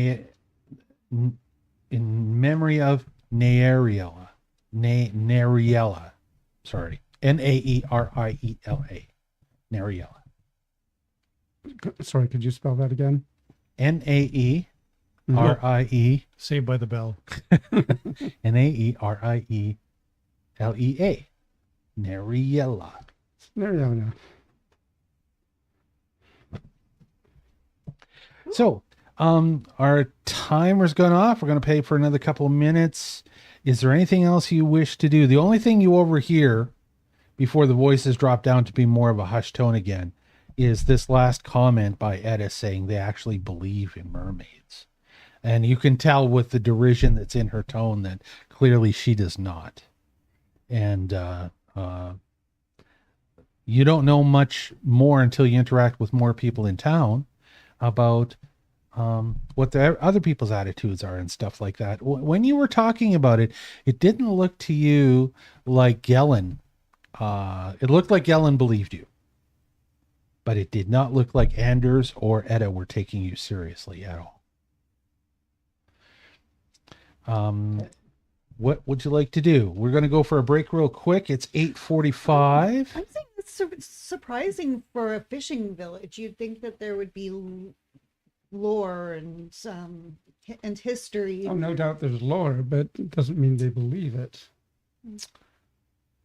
That's what you'll have to find So next out. door we've I got... am still really strongly wanting to go to the marketplace. Mhm. There's something there for us to find. It's right across the street. Exactly. So And next door is the other tavern that there's a lot of gossip there's a at. tavern in the town. There's a tavern in the town. Okay, so we are going to go on break right now, and then we're going to come back and let's do that. For those folks that are watching at home, this is our second episode tonight. You'll find all of our episodes on YouTube. And if you can't find one, go look in the lives on YouTube, because we leave our live streams up there. They're longer, but you can, skip forward and backwards in them to find what you need. For those that are watching us live, we're going to be back again in 10 minutes. It's 8:46. So 10 minutes from now at 8:56, 8:57, somewhere in there, we'll be back. All right. We will see you then. Thanks for coming and hanging out with us tonight on the Wylders Gate. After these messages. After these We'll messages. Be right back.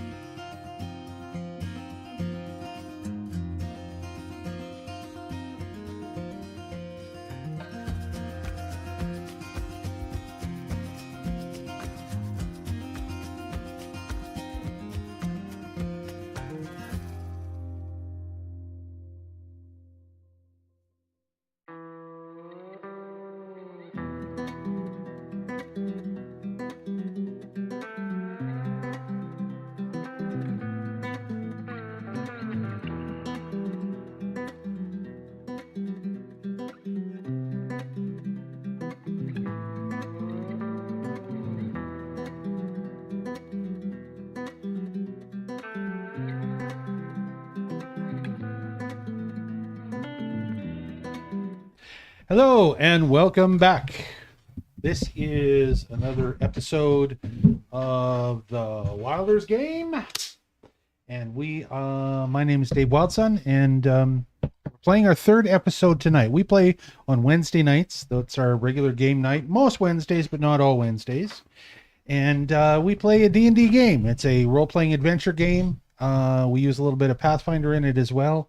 I'm the game master for this homebrew game, and I'm going to introduce you real quick to everybody else around the table while we get warmed up again. So here he is, Mr. Thaddeus. Hello, I'm Ian Little, and I'm playing Thaddeus Poindexter, at the moment being the voice of the group. And schmoozing the people Schmoozing the of heck the out of people. village of Saltshore. Okay, and Think Josephine. of all the times you've been here and not had anything to say, but now you're having the opportunity to. Mr. Redfeather typically has a lot to say. That's right, Mr. Redfeather has a lot to say. Okay, all right, Josephine. Hi, I'm Amanda, and I play Josephine Smith. I am a professional gunslinger, a sharpshooter, and I am best friends with a direwolf who is taller than me. That's right. We should get a big cutout of bear that we just put up behind you or something. That'd be cool. How about you, Lavinia? Hello, my name is Lavinia Rose, and somehow I ended up with this amazing band of individuals. I can't wait for you to have a chance to meet Percy Redfeather, who is away today. But I am the wife of the gentleman down at the end of the table Hello. who has created this story. And I play the part of Lavinia Rose. I am a fortune teller, or at least I used to be with the carnival. And I am a healer. And I do whatever else we need to do. Okay. Percy is not here today. Percy Redfeather. He is played by Rob Woodbury, who is away at a singing rehearsal. So we're going to skip right over to Mr. Raven Alexium Hello. I'm and Raven his Alexian. mustache. That's right. And I play the squishy wizard, and my real name is Glenn, but I go by Raven. That's my familiar as well, Drema. And what are you doing right now, Glenn, with your hands? Hold up, show them what you're doing. He's working on his other mustache. He is a mustache trainer. He is a mustachio aficionado. Yes. Well, I have disguise self as a spell, so There you go. So he's got more mustaches than Thaddeus the Rogue does. All right, let's go move on to the game. So we are in the town of Saltshore. Now, this is kind of my own slightly adapted homebrew version of a good old D&D module that had a town that started with salt in it. Old D&D hands will know exactly what I'm talking about. And we're just using this town for our little base of operations for hopefully not very long, couple nights. We'll see. The party has escorted back to Saltshore 3 wayward fishermen who were captured by Dwergar and had to be rescued and brought halfway across the country back to where they need to be. And they have just checked in at the city council. Hello, Mr. Cat. What are you doing? Oh. I was being attacked by a cat, but then when I reacted, he ran away. We have animals under the table running around. We have a little dog named Simon and a cat named Larry. We'll see if they show up later on. Anyways. The mouser who likes to bring. Yes, the cat who brings live mice into the house and plays with them. Bad cat. So going back to where we are in the council hall, which is number 14. We'll go to the map real quick here let's go to the adventure screen. So we are here. This is the place. We are here in the council hall. The Wylders have just met the council. 3 of the members of the council. They had met the 4th member earlier on, who was the captain of the guard, and now they have spoken with the 3 other members. Edda Oland and Gellin Primewater, and what was the young fella's name? Does anybody remember? I know you're like, well, you're the game master. You Anders know. Solmar. Anders Solmar, look at that. This Our is resident our scribe historian. and genius. Anders Solmar, who's the youngest of the council. All the fairly well-to-do, influential people in town. They have basically been slightly ungraciously pushed out the door. So what do you wish to do now, Wilders? I think we're going to check out the market, are we not? That's right. You wanted to go across the road to the market, Absolutely. right? The Market Wharf. The Market Wharf is right here. It's right across the road, and it is where lots of the fishermen have got some small stalls. It looks like a lot of the fish go off to the fishmonger's plant, but some of the best fish are kept here, and instead of being salted, they're sold fresh to the rest of the village so that everybody can eat and enjoy. Is there anything here other than fish? Is there anything here other than fish? That's a darn good question. And let's see if we can answer it with a thing called An Market answer. Wharf. Configure ownership to everybody. Owner. It turns out there are lots of different things at this market. There are all kinds of stalls selling all kinds of stuff. Not just the fish are being sold at this market. It looks like everything is being sold at this market. So I will give you a button to click. I'm just trying to get you a nice shop scene for it, but I'm just going to give you a generic shop. We don't care what it looks like. Well, I do. I care a whole heck of a lot what it looks like, but that's fine. I will go and Reminds me of Rendezvous. How much work you put into Rendezvous. Yeah. right. Yeah. I know. Okay, so but what I needed to do, Dave, what I needed to do was I'm going to just drop a little tent icon right in the middle. Oh, and of course it doesn't say the right thing. Never mind. Fix that. That's the wrong name. Delete. Update token. Try it again. Are we there yet? Meh. Ooh, disguise kit. Okay, so now you can double click on market and it should open up and say Wharf Market. Yep. For the people at home, I will also give you a Wharf Market to double click on. Doop-a-doop. The little tent right by it. You should double click on that. Wow, can you roll on stuff? Somebody rolled on something. Anyways, here's our Wharf Market. You can see everything that's available in it. There's just some really basic weapons, some explorer's clothing. Lots of different kinds of general equipment is available for sale. He put it. And some consumables. Basic adventure gear.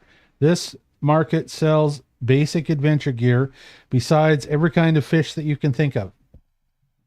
And if you really want to look at those fish, I'll make up a fish menu later on. But I'm not doing it tonight. Fish menu. Disguise kit. You know, just Healer's looking at the toolkit. disguise kit. We should probably Hourglass. Ooh. Now would be a good time for us to introduce something new that we have got at the table. I'm just going to pop back to me while you guys look at your menu. Here is something that we're going to start to use in the game. I've got to reach over here and get it. Here it is. Oh, beautiful. isn't it lovely? We have to thank the amazing Mr. Glenn LaValle for picking this up for us. And look how perfect it is because, of course, it has a nautical theme. There's a compass in the base and everything else. So it's perfect for introducing it right now because this is going to be our timer for doing stuff sometimes or holding discussions so that we don't let them run over time and just kill our whole game night. So I'm going to give you guys 5 minutes to look at the menu and ask me questions. And then we're going to move on to doing some adventuring. So we're going to just take this and stop out. Oh, Stop it right there. Stay. Oh. Yeah, I'm going to have to figure out a way to tighten this. But I think I can do it. I'm going to set this down and let this just run out right behind me. Okay. There's nothing in here that interests me personally. Nothing. Well, most of this is regular gear, right? I mean, you're in a fishing market. You're not exactly going to find high-end adventuring stuff in the fishing market. Not a 10-foot pole, not to touch things with. Exactly. What? Where did you find that 10-foot pole? I'm building. So we just got a message from Percy. He just sent me a message on Facebook that says, hopefully nobody's killed off my character yet. Tell him there's cake. Let's see what he says. All right, I go to Facebook and I'll talk to him real quick. Let me see here. See if he's even going to come. I don't know if he can make it tonight because it was singing rehearsal. Ooh, manticles. I believe that those could come in handy. Manacles? Yes. Manacles. That's right. Percy has a set of manacles in his inventory already. Yeah, But I yes, if you have other people you need to manacle. Yeah, you should buy it. Well, I'm also looking at this signal whistle that you can hear half a mile away. I think that would be a convenient There thing we to go. have. Sorry, put that on there for everybody to. I don't know how much money I have left. Oh, we did get quite a bit when we sold off all our stuff, hey? Oh, wow. 667 gems, I'm pretty sure. Okay, so I sent a message to Percy. Says there's cake, very good cake from the Italian market. All right. Any questions? Well, you've got your 5 minutes. Any questions about stuff or other things you want to talk about on the menu? I think I'm more interested in talking to the shopkeepers themselves. Okay, you can absolutely do that. As you talk to a couple of the shopkeepers, one of the first guys you get a chance to talk to is a real old sailor sitting with his gnarled hands sitting on a bench. And it looks like he's got a few things for trade, but he's happy to talk to you about things, about the events in town. And I am pouring on the charm. And he looks at you and he looks around rather conspiratorially, and he says to you, "It's ghosts, I tell you." Ghosts? Oh, tell me about the ghosts. Well, you know, they say that people see flickering lights in that abandoned mansion up on the hill at night. It's ghost lights, I tell you. Ghosts been what's stealing the folk around here, and who knows what they be doing with them. And what have the people been doing before they disappeared? Well, that's the thing. The folk what disappeared, mostly it's in the north end of town. There hasn't been a one lost in the south end of town. And the folks what's disappeared being the ones that's snooping around that mansion or going by it during untoward hours. Ooh. You have to watch out for those untoward hours. So you're saying that the people that disappear are because they've been going to the mansion? Well, a couple of them what disappeared had been snooping at it a few weeks afore, and then suddenly they're not around no more.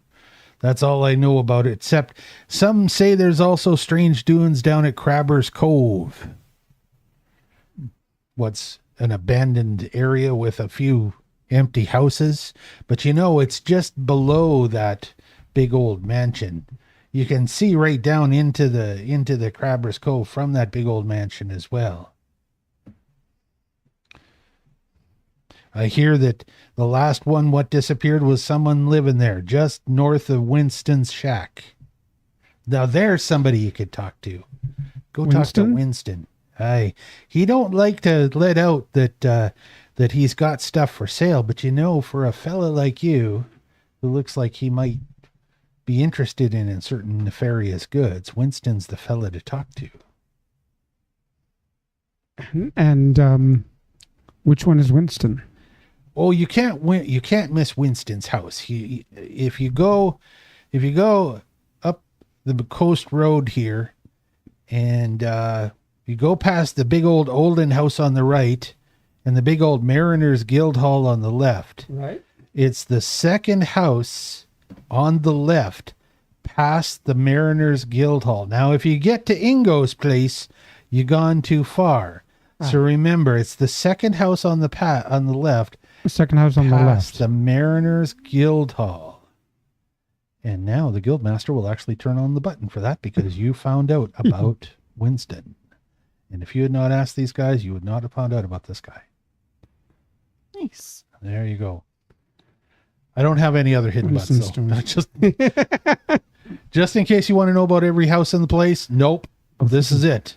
There's like 28 of them, and that's all the points of interest we're making. Well, thank you very much, sir. Yeah, so I talk to appreciate Winston. it. Also, he's the one what's closest to that haunted house. Of everybody else in town, it's him and what's he called? The priest, Welgar Brine-Handed. Used to be a whaler, can't miss him, got one leg. He's up at that temple that's just south of the graveyard. Temple of Procan. Yeah, Temple of Procan. Okay. So, does any of our team members wish to buy anything from the market? I just bought a whistle and a set of manacles and another tent because we lost one at the last haunted mansion. Oh, there you go. Good. We've been all 5 of us and Bear stacked into this 4-person tent. All right, we'll go back down here. You guys are at the wharf. Have you finished your shopping? Yeah, I'm not buying anything. That's funny. Actually, it rolls a die when I double click it. That's weird. I don't know why it does that, but okay. What do you wish to do from here now that you've done some shopping? Thaddeus, you want to talk to anybody else here? Do you want to go into the snapping line and hear some rumors? Let's go listen to some rumors. I think it's about time to wet my whistle. All right. As you go to the snapping line, and I thought that I had. Oh, I see what I did. My friend Grogu has joined us. Grogu! I believe this might be the first time she's had a chance to join our live stream. It says first time chat. Welcome, From Grogu Grogu. is here. Welcome. Awesome. Well, welcome. Thank you very much for coming and hanging out with us. Hello, Grogu. Wonderful. Okay, so the snapping line, I did also make a menu for this one. If you double click it, you will see that it is an inn as well. It's got a little icon right on What top of number is the it? I building. don't know yet. Number 13, right beside the guild. Number Right 13. beside the council hall. Across the street from the wharf. Got it. This is the most popular inn in town. It's not open. And as you're walking up to it, you notice that you can very clearly see that most of the outside of the building has been built from the planks and hulls of half a dozen decommissioned fishing ships. Cool. And of course, you walk in and its decor is predictably nautical in its theme. Apparently there are some sleeping rooms upstairs. The smell of fish has never been scrubbed from its walls, so you still have that faint odor of fish, which of course most of the folk that come in here don't even notice because of course the town they live in, fish is such a common strong smell. They've gone nose blind. Yes, they've gone nose blind. Okay. Most of the tables are full. There are a couple that are open, and you can see that just about everybody without exception at all of the tables have gathered here. It's getting close to supper time now, and so they have gathered for drinks and some of them to have a bite to eat, and it's fairly loud and raucous in the inn as all the old salts are all trading stories with each other. There seems to be a fairly robust young woman, quite pretty, but obviously no nonsense, who's running back and forth between the tables.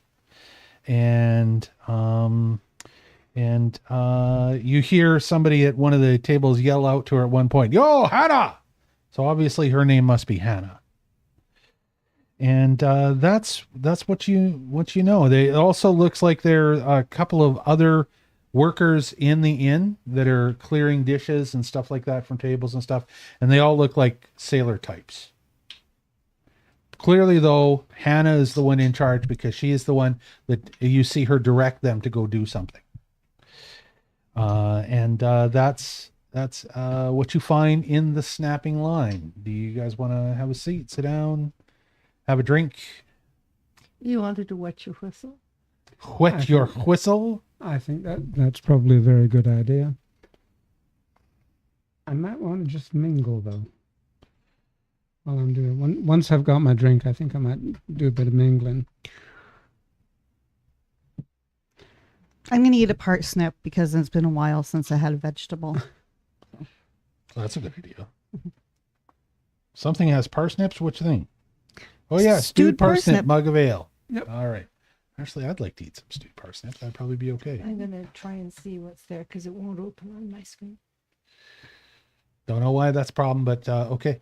I don't know. Seems basically the same menu as the last place. So. Strangely enough, it's exactly the same menu because I just duplicated it and changed the name.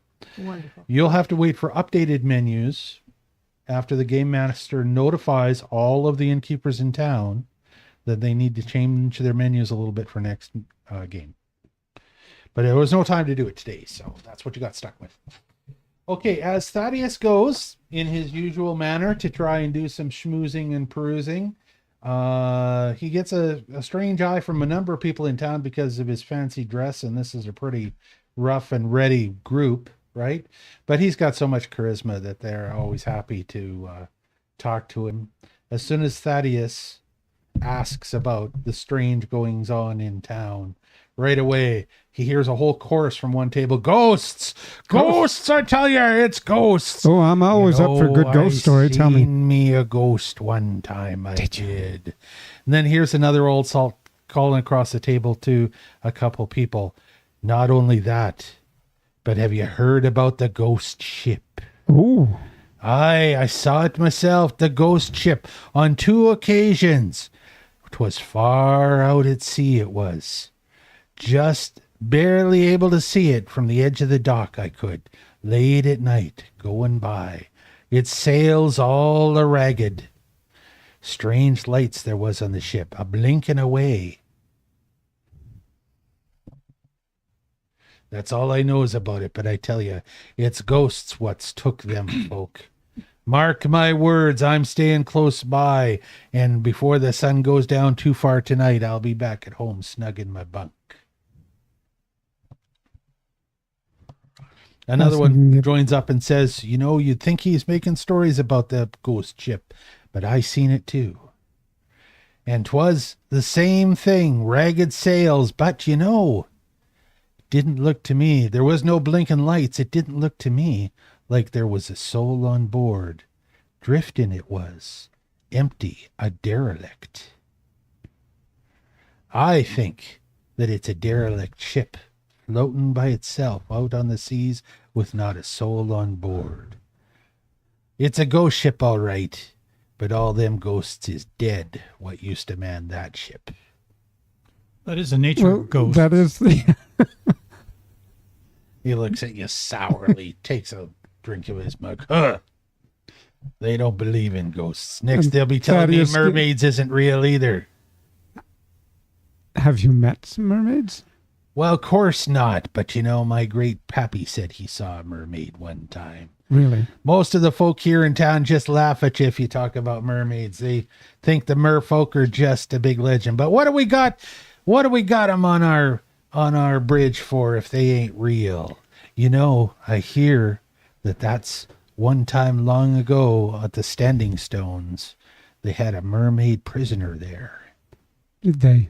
Yes, indeed. Have you ever been to Lumina Cove? Never heard of it. Lumina Cove. Never heard of it. Where be that? It's quite a ways south from here. South. Well, you know, we don't get too far south. We probably only get a couple of 100 nautical miles south or north along the coast. And we're always watching. You know why they station somebody up at the Standing Stones almost all the time now? It's to watch for the big monsters that might come in. Maybe that's what did for that ghost ship, was a big old Leviathan coming into the shallow waters from the deeps. Well, it's We all interesting. stay out of the Had deep monsters waters. come in before.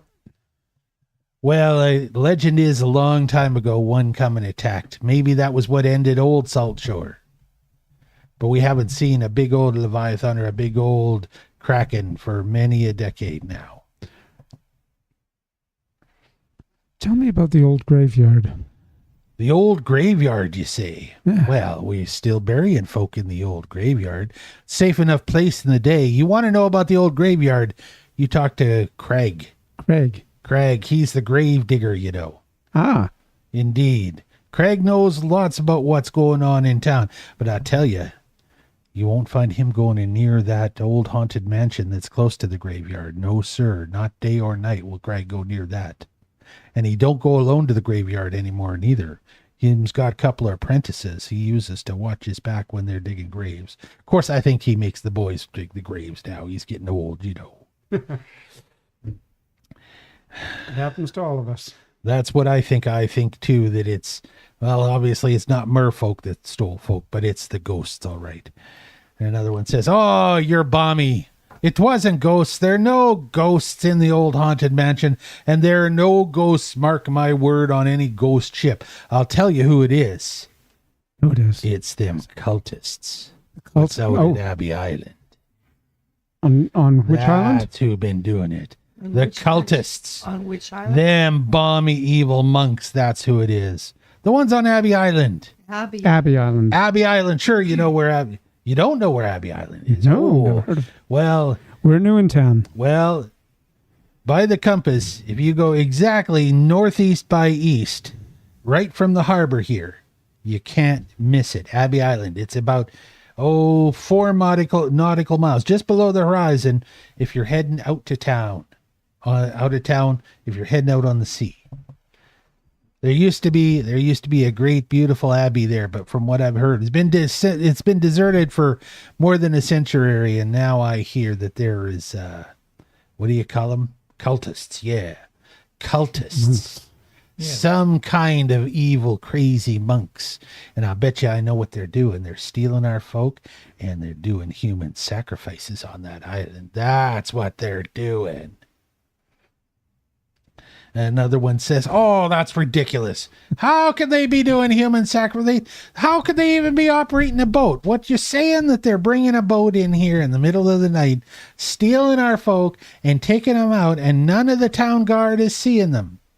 And besides, that still don't answer all the question of the flickering lights. Everybody from time to time has seen a ghost light come out of that haunted mansion. That's why nobody, if any sense, goes there anymore. And so the argument goes back and forth all night long between whether it's the cultists or whether it's the ghosts that are stealing. And then another voice pipes in and says, there ain't no cultists out there on that island.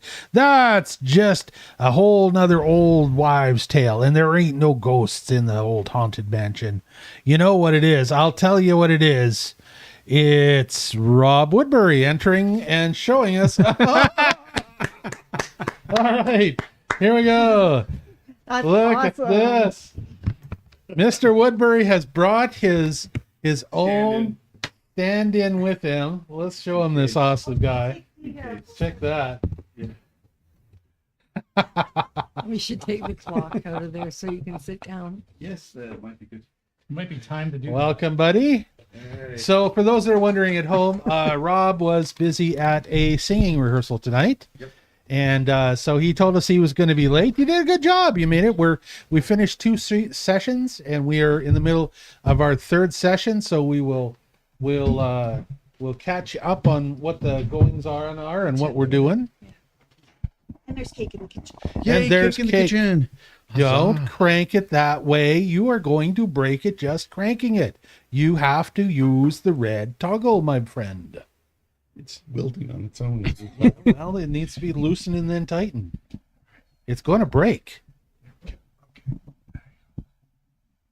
Loosened and tight. Geez, you just get here and all of this correction. Stuff and jeez. There you go. You're going to have to Okay, fix here we your camera too, because your Camera. camera got bent out of shape when you did everything else. Shirt. Ooh, You eyeballs have on it your shirt. birthday. What?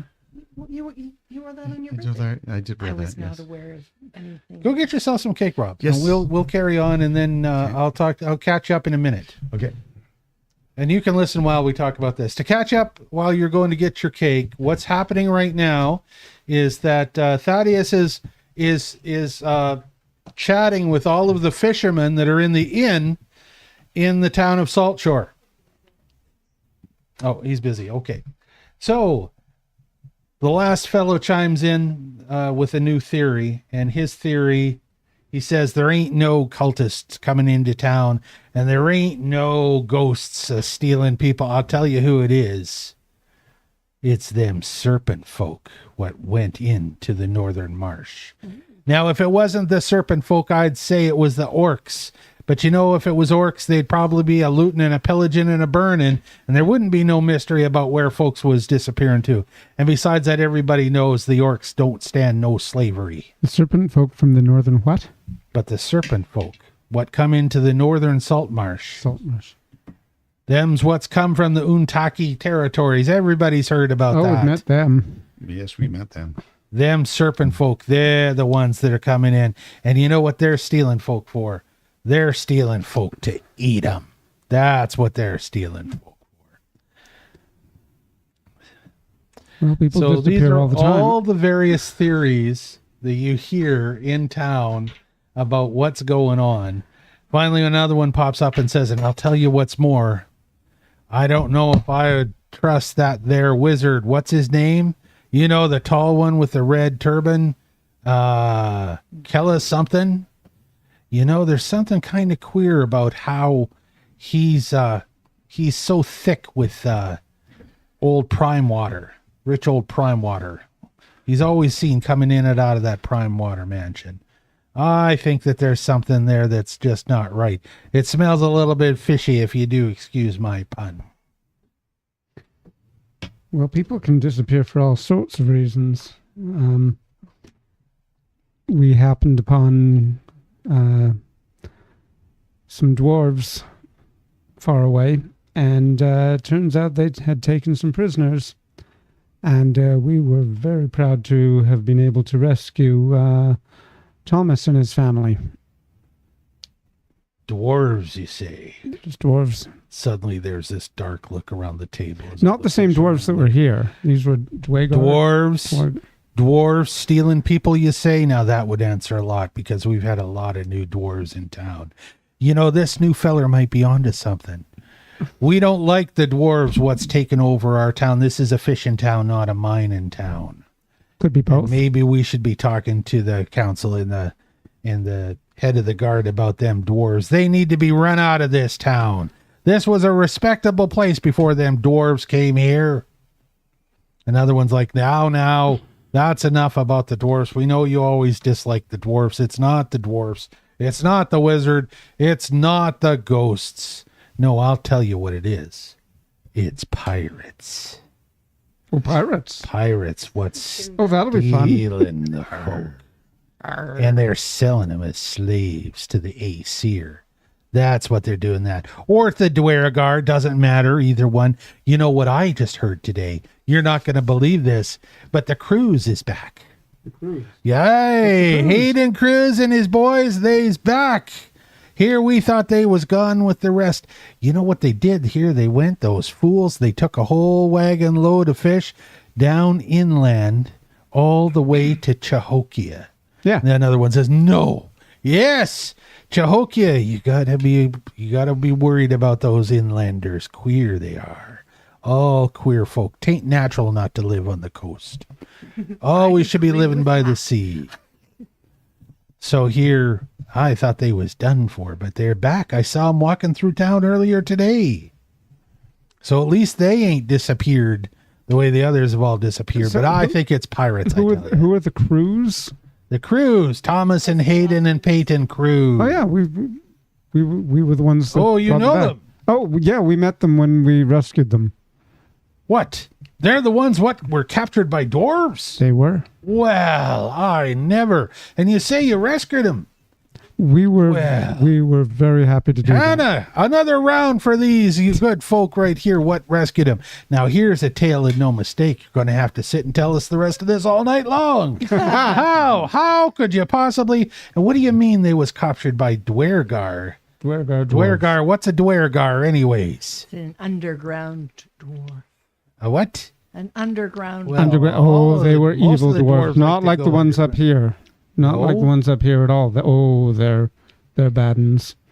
Badens, the Can uncount. Dwergar Badens? Yeah, they tried to capture us, but we were able to defeat them.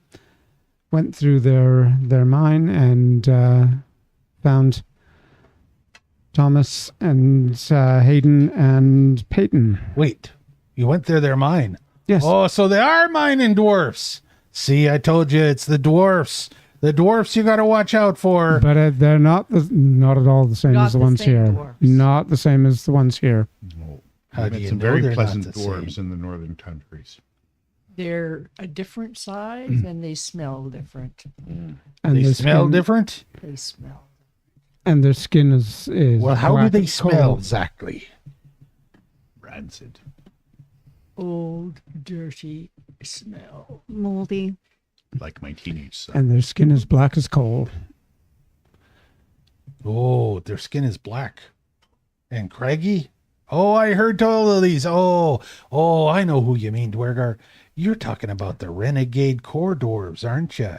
Oh, that's a different kettle of fish altogether. No, the dwarves that we have around here, they're not core dwarves, you know. They're not core dwarves at all. Core dwarves don't come up into this part of the country, too close to the sea. They don't like the sea.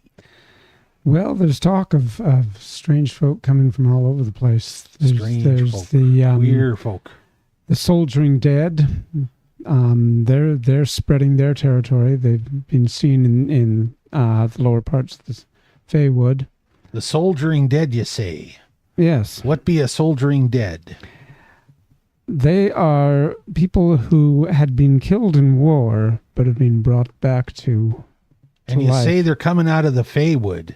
You No, know, I no, always they've thought that infiltrated folks in the Feywood was queer. They came from farther south of the Feywood, but they have infiltrated as far as the Feywood. and they've they're taken spreading. over the Feywood now. Oh, Not completely, just the southern regions.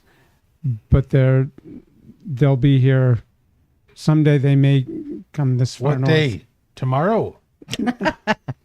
It may be years. Who knows? Nobody knows. But you should be prepared for them. I don't know. That's queer goings on between the Dwergar and these soldiering dead whatchamacallits. Well, that's what they call them. I call them the shambling dead because they just shamble around. Now, another one of the sailors says, now, I think he's had a bit too much in his cups now, don't you? Talking now about dead folk walking around. Another one pipes up, no, I think he's on to something here. You know, I think I might have seen one of the dead folk walking around up in the graveyard. It wasn't, a month ago during the moonlight. I looked out my window and I could have swore I saw somebody walking around up in that graveyard. Maybe it was one of them, what do you call them? Soldier and dead. Though we Soldier don't and have, dead. what about sailor and dead? Could it be a sailor and dead? We don't have many soldiers around here. We haven't lost a guard in a while, have we? And then there's a big long talk and a hubbub about the goings on of the guards and what they're doing and whether or not there should be a gate at the north end of town. And it just goes on and on and on and on and 1,500 different tangents. Well, thank you, gentlemen. This has been a very interesting evening, and it has been a pleasure to meet all of you. So there's many, many thank yous and many, many slaps on the back and guffaws and stuff like that. And when you hear a couple of them talking to each other, trying to get over the din, talking to each other, they say they rescued the cruise. And the other one's like, oh, I don't believe that for a minute. The cruise was just off on a bender. And so on and so forth. All kinds of different theories and rumors and speculation continues to ensue in the inn like a proper sailor inn would have. Excuse me, Mr.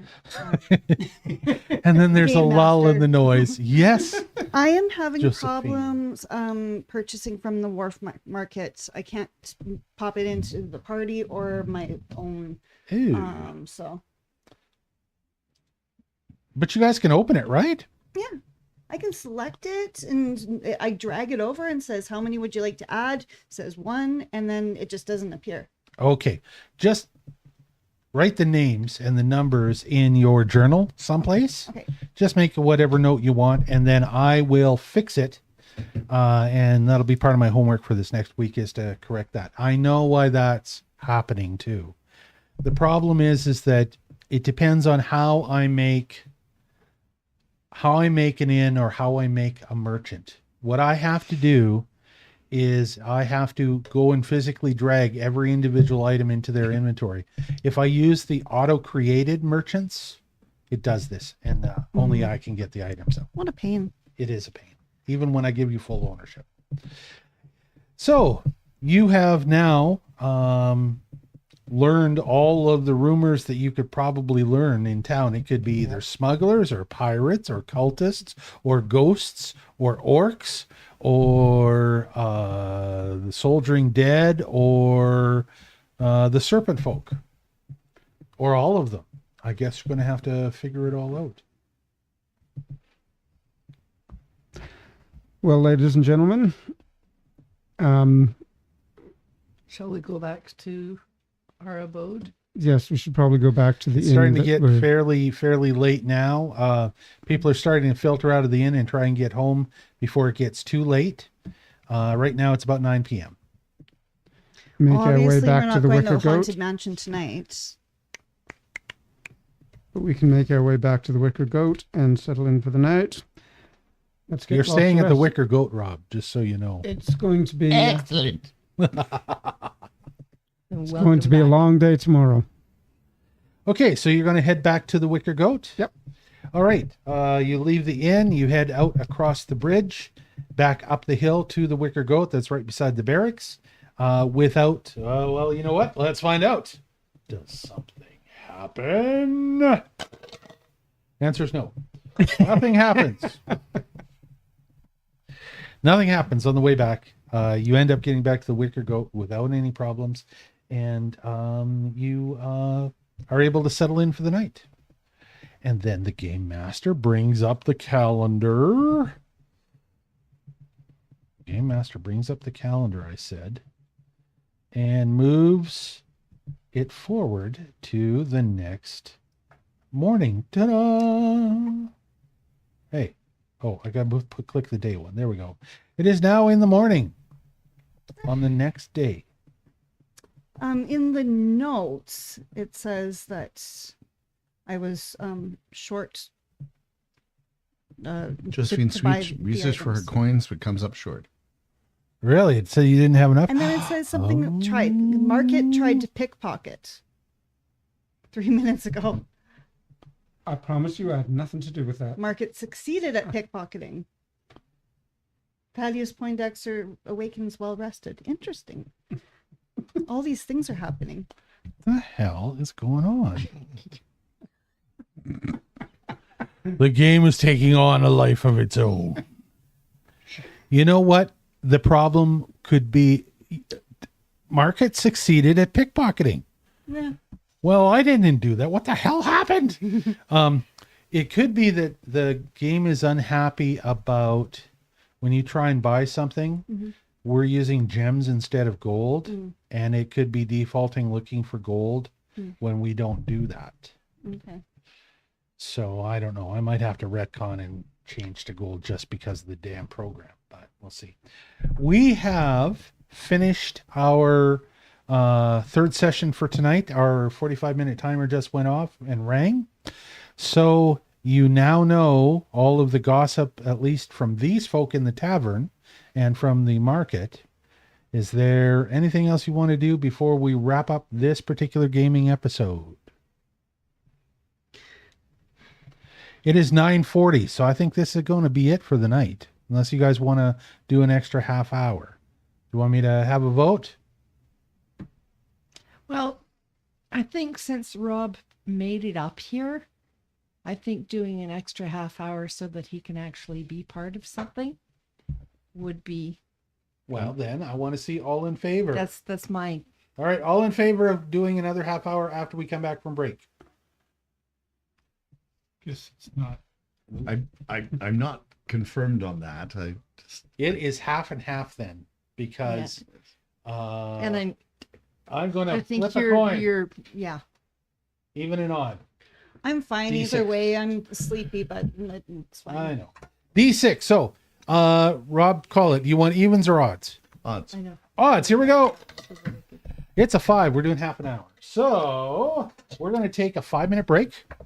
Okay. And then we're coming back. It is 9:41. We're coming back at 9:46 Mountain Standard Time. Ian, will you be And we okay will to see do all of a- you then. an extra And half I'm just hour? going to add this half hour onto the regular episode recording for this episode. And I'll just cut out the break in between. For the rest of you, stick around. Those of you watching us live, we're going to be back in just a moment. For those of you watching the episode, it's going to be like magic. It disappears and poof, we're back instantly. There we go. See you in a minute.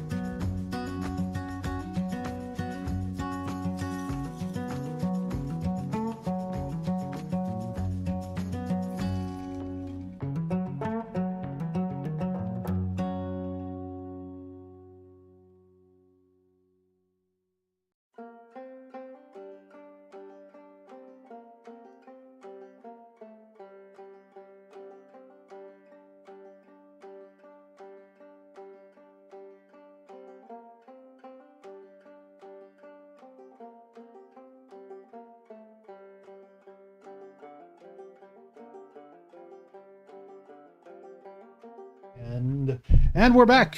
Timer is set. We're Thank good you. to go for the timer. We're doing a little extra half hour tonight, just to wrap things up because our group is in the fishing village of Saltshore. I think we can show you that on the Skookum little adventure screen. Maybe, hopefully. Let me close off this merchant. They were shopping at the wharf market earlier. Here is the little town of Saltshore. This is based on an old D&D module that we're using a little bit of and adapting it for our use in our campaign. So the party has returned to the inn that they were staying at, named the Wicker Goat, for the night, because they want to start out. Their plans are now, you still got the same plan? You're going to go investigate the haunted house. Is that what's going on? I wouldn't mind stopping by Mr. Winston's store to see what he's got. You want to talk to Winston? Well, he might help us with some more of this disappearance stuff too, right? Exactly. Because there was another guy that said he's the man to talk to. That's true. And it might have something to do with the disappearance of all these people. Okay. So you know where Winston's store now is. You've got good directions to it. Are you doing anything else if you walk back through town in the morning? Assume you have breakfast at the inn. Yep. You leave the inn then, and we're going to say leave the inn at 8 a.m. Sound good? You get up at 6, leave at 8, Yep. something like that. You walk back across the Mermaid Bridge, down right through the middle of town. Not much has changed since yesterday, although most of the boats that were at the harbor are out now. They haven't. They're fishing. Because they're out fishing, right? Doing exactly what a fishing village would do. So you walk past the snapping line, you walk past the council, you come around the corner, and you can hear ting, ting, ting as you come around the corner of the blacksmith. As you go by, you note that the blacksmith has a sign above the door that says the Dwarven Blacksmith. There aren't any dwarves in there. But clearly the anvil is dwarvish looking. It has a very distinct look as an anvil, very, very big anvil. Oh, cool. But the rest of them are not dwarves. They're using some dwarvish tools, but they're not dwarves. So who knows what that's about? You continue on, and there's a very overwhelming, stinky fish smell from your right as you go past the fishmonger's plant, where all the fish are it's all fish and salt, overwhelming smell of fish and salt, because that's where all the fish are being processed that are shipped out. You come up on the Oland House. You come up on the Mariners Guild Hall. It's got a great big crest on the top of it. It's very clearly a guild hall. You get past it, and from there your directions were 2 houses on the left past, and you come to Winston's store. This is something you were particularly interested in, was Winston's store. And sure enough, You open it this time of morning? well, right now it is taking half an hour to walk through town to get here. Do you want to try the door? Yes. Okay, so as you knock on the door the first time, there's no response. Do you want to try again? Sure. All right, the second time you knock, all of a sudden you hear a little, and then there's like crash, tinkle, pling, and there's a, and all of a sudden, this quite not good-looking guy, bald, slightly pointy ears. He might be partly some other thing besides human. All of a sudden swings open the door, and he's slightly hunched over, dressed in fairly shabby clothing. I will He's pretty. give everybody ownership of him. Oh, cool. There, you should be able to see Winston now. Will you put it up on the screen for our... I shall. I am now going over here. Here is Winston. We're going to double click him, and ta-da! You see Winston. Good morning. Do I have the pleasure of addressing Mr. Winston? Yeah, who wants to know? My name is Thaddeus Poindexter. This is Miss Smith, Miss Rose, Mr. Redfeather, and Mr. Alexium, and we have been told that you're the man to see. What? Who's been talking about me now? Oh, they've been talking very highly of you. Just a minute. Winston goes back in the house and he checks his notes so that he knows what the hell he is, what he does. Hold on. I know that I know some of his stuff. Just a sec. I got to look at his notes. All right. So as soon as Thaddeus sees him, he recognizes him right away. Obviously, he's another rogue. And he comes back shuffling out, and he's got a bottle in his hand now, and he's obviously having his morning drink. And he looks at you bleary-eyed, and he says, "You want to buy something?" Well, we would be very honored to be allowed to have a look at your merchandise. He gives you the grubbiest looking tattered piece of parchment you've ever had, and scrawled on it are a bunch of prices and a bunch of very badly spelled words. And those words are basically the very nice, neat menu you see in front of you, right? He says, "Except I'm out of them flaying knives. I don't got them flaying knives. I had one, but I sold it. That's what I'm drinking right now. I'm drinking a flaying knife. I've been drinking this flaying knife for a year."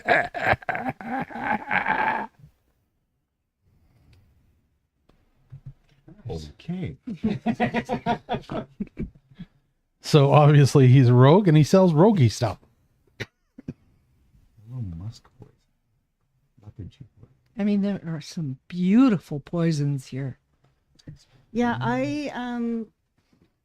first of all, the dagger of eternal sleep sounds awesome. And false death sounds incredibly useful for some sorts of tactics that we might engage in. Looter's lethargy. Lethargy. Yeah. Sleep. So he says to the rest of you, "You stay out here. Just him's coming." He doesn't trust you, obviously. So he ushers Thaddeus in, and he walks over. What a good rogue and he swap pulls- that was. he- Oh my. He pulls open this closet, and you can see inside this closet there are shelves in this closet, and there are all of these bottles on it that have all these different kinds of poisons and things on that. And he looks at you, says, "Poison's my specialty. No guarantees, though. Ain't nothing guaranteed. It's on you if you mess it up or if you accidentally stick yourself. Of course, if you stick understand. yourself, I won't be hearing about it." That's a good one. Rogue humor. So as you look at all the bottles, once again, some of the spelling is badly misspelled. It's all in a terrible writing, but you can make out all of the different kinds of different things that he has, and the prices that he's got on the sheet for all of them, for things that he wants to sell or that he's got available to sell. "I'm retired now, you know. Used to live up in the northern marsh, but I just couldn't hack it out in the wilderness alone no more. Besides, there's not as much traffic up there as there used to be for an honest rogue, so now I'm down here selling what I was able to bring together. You know, the marsh is the best place to find most of these poisons. But yeah.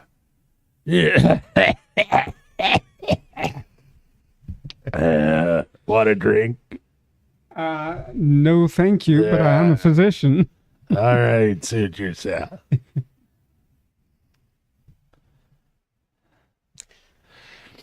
So you will have a chance to buy all of these things whenever you want, and we'll just follow that up in off game time, because we could otherwise spend the rest of our half hour playing that. We could, and I'm just wondering if he knows anything about these disappearances I've been hearing all about. Well, you're gonna have to buy some goods, and then you're gonna have to pay for the information too. You got it?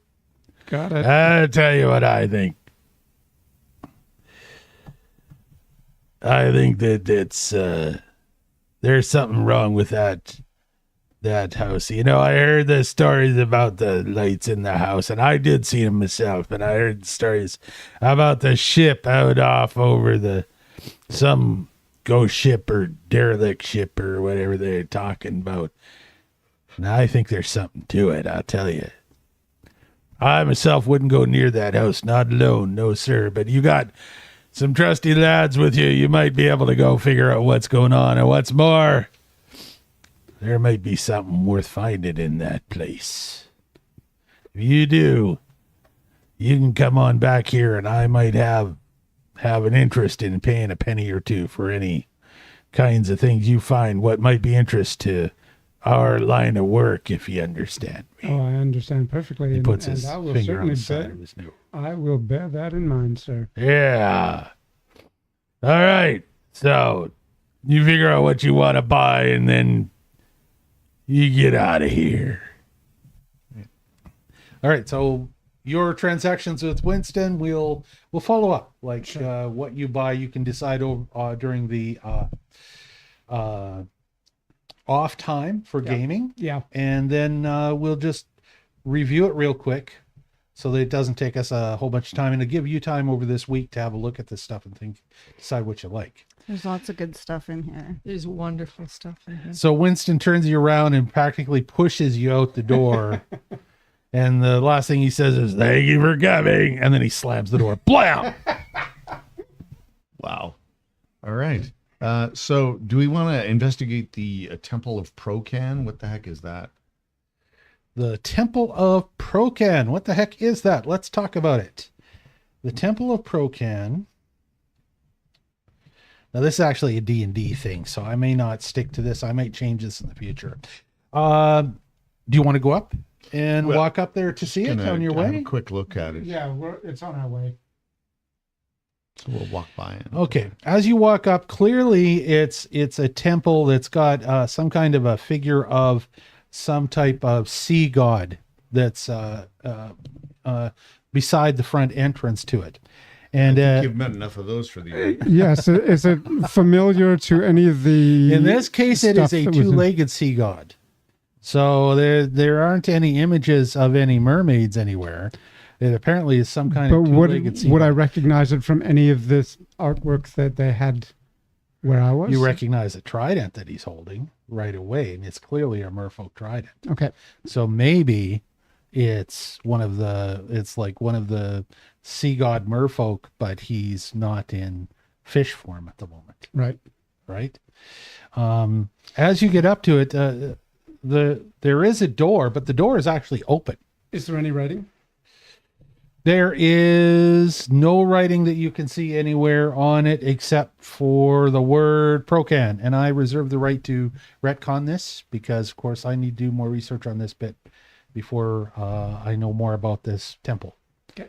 Because I didn't think about us coming to this temple. So, however, when you go in, because the door is open, it's a pleasant morning. You go in, and you can hear a tip thump every once in a while. Tip thump. Tip thump, and eventually coming out of one of the alcoves, tip thump, tip thump, tip thump. You see this old, he's obviously a former sailor, maybe a whaler, and he's got one leg and a peg leg. And as he comes out, tip thump, tip thump, tip thump, all of a sudden he turns and he sees you and he's like, "Oh, hello. What can I help you with today? Welcome to the Temple of Procan." Good morning, sir. I was just wondering, can you tell me anything about this figure that is depicted here? Oh, Procan himself, you mean? Yes. Well, I'll tell you what. I don't know a damn thing about him yet because I haven't done my research as a game master. However, I do dispense his blessings. Oh, yes. Would you like a blessing from Procan? If you put a few coffers in this little offering box I've got right here, I'll be happy to dispense a blessing of Procan upon you. We do have meetings here. We have them on every 7th day at noon, and they're usually pretty well attended, and I even get up and give a little bit of a speech. Something else is, if you need somebody buried, I'll officiate over the burying. If they're lost at sea, I'll officiate over the ceremony of remembrance. And if you need somebody to raise the dead, well, I've even been known to do that. Do you know anything about the missing people? Oh, the missing people now. Yeah. Well, I wish I did. You know, I hear the old salts in town talk about the missing people, and they say things like it's ghosts, and they say things like it's pirates and it's serpent folk, and you know, any of those could be true. But I'll tell you something. Be wary of that house across the road there. Well, and one of them talked about somebody dancing in the graveyard that's behind your temple here. Dancing. Yes. Somebody was dancing in the graveyard. A dead person was dancing. Well, I haven't seen that, though. they I'll didn't tell say you dancing. this. Oh, well. You need to talk to I'm Craig. embellishing. Craig. Okay. You need to talk to Craig. That's the Now, if you can't find him up at the graveyard tending the graves, he keeps a room over at Eleander's big place. Those two are fairly thick. You might be able to talk to them, and if you can't find him, Eleander will let you know where he is. Craig might know what's going on and whether or not anything strange has been happening at the graveyard. I myself, other than when I'm officiating over at the thing, I don't see Craig too much. Mostly my duties, especially with this bad leg of mine, they either keep me here or going into town to get supplies. Okay. Can you tell us, do you have any scrolls or potions that you sell? Oh, well, when it comes to scrolls, spells, I might be willing to trade with another cleric. Well, I don't do much in the wizarding line. I'm not a wizard, you know, but I do deal with the occasional cleric that comes through town. well, I happen to be one of those. Oh, are you now? Indeed. And what May were I you looking introduce for? Miss Lavinia Rose? Lavinia? Pleased to meet you, Lavinia. What was it that you were looking for in particular? What are you looking for? What am I looking for? Well, I'm not looking for anything other than funds to support the temple here. What do you have available to offer? Well, I'll tell you what I've got available to offer, because what I'm going to do is I'm going to pull out my wand and scroll generator here. And I'm going to put in the tradition of divine, and I'm going to generate a quantity of 3. I'm just going to whisper in Lavinia's ear, you know, watch this cleric because hasn't repaired his own leg. So how good can he be? Well, you know, if you can find me a limb, you can find me a spell that grows limbs back. I'd be interested in that. Reviving somebody, that's one thing. Growing a limb back is an entirely different thing. Now, as far as spell rank goes, we're going to roll for it. His Up rank? to level 5. We're going to see what spell rank he will roll for you. Level 5 spells. Can you even do level 5 spells? You can only do level 3, right? At the moment. I'm But going to say there- they're level 3 spells then. There will come I'll give a you time that'll the be- highest. Yeah, but you don't want stuff you're not going to be able to use for a while. Here we go. Quantity 3. Ready? Okay. Let's find out what generated loot. I'm just going to put this name on here. What was his name? And behind temple number 1. What's his name? His name is Welgar Brinehanded. Control C. This is what I love about these macros. And I'm going to put that on as his name. Control V. I'm going to hit enter. And then I'm going to have Welgard Brinehanded made. There we go. Owner. Everybody can look at him if they want. He has got 3 scrolls for trade. And those, oh, I guess I need to drag him on the board before you can see him, don't I? Okay, up at the table, he is represented by a red chest. We're going to put it right beside the 26 on the table. Okay. Yep. Would you be able to update the adventure screen? Generated loot. Yes, thank you very much. I shall do that. So, thanks for letting me know about the adventure screen. So they have left Winston. They walked right around and up here, and Generated loot is actually well guard brine-handed. He has 3 things for sale. He's got a scroll of Circle of Protection. He has a scroll of Crisis of Faith and a scroll of Clam Curse. No, I'm kidding. Claim Curse. Though cursing clams is The probably curse of something the he clams, agrees. Everyone gets food poisoning. Bad clam.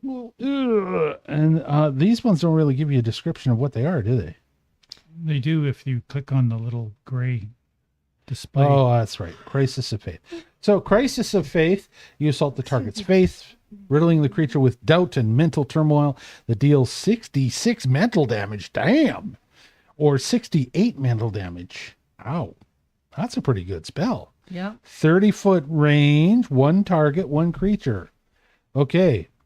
And he's stupefied if he critically fails his save to get out of it. The next, I'll do Crisis, Scroll of Circle of Protection. You ward a creature, those nearby, specified alignment. Choose the alignment, blah, blah, blah. This increases something about them. I don't know. We'll read the details later.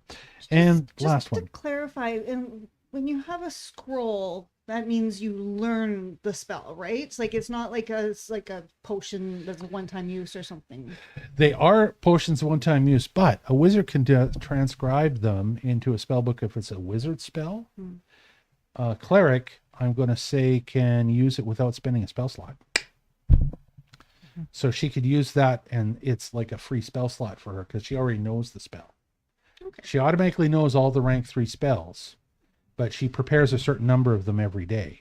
Now, in addition to those prepared ones, any scrolls that she gets that she can cast is like I say, a freebie spell slot, but it gets consumed. Okay. So her claim curse is by burning threads of fate around a target. Every time to yourself, you temporarily draw their curse to you. So you can pull a curse off of somebody.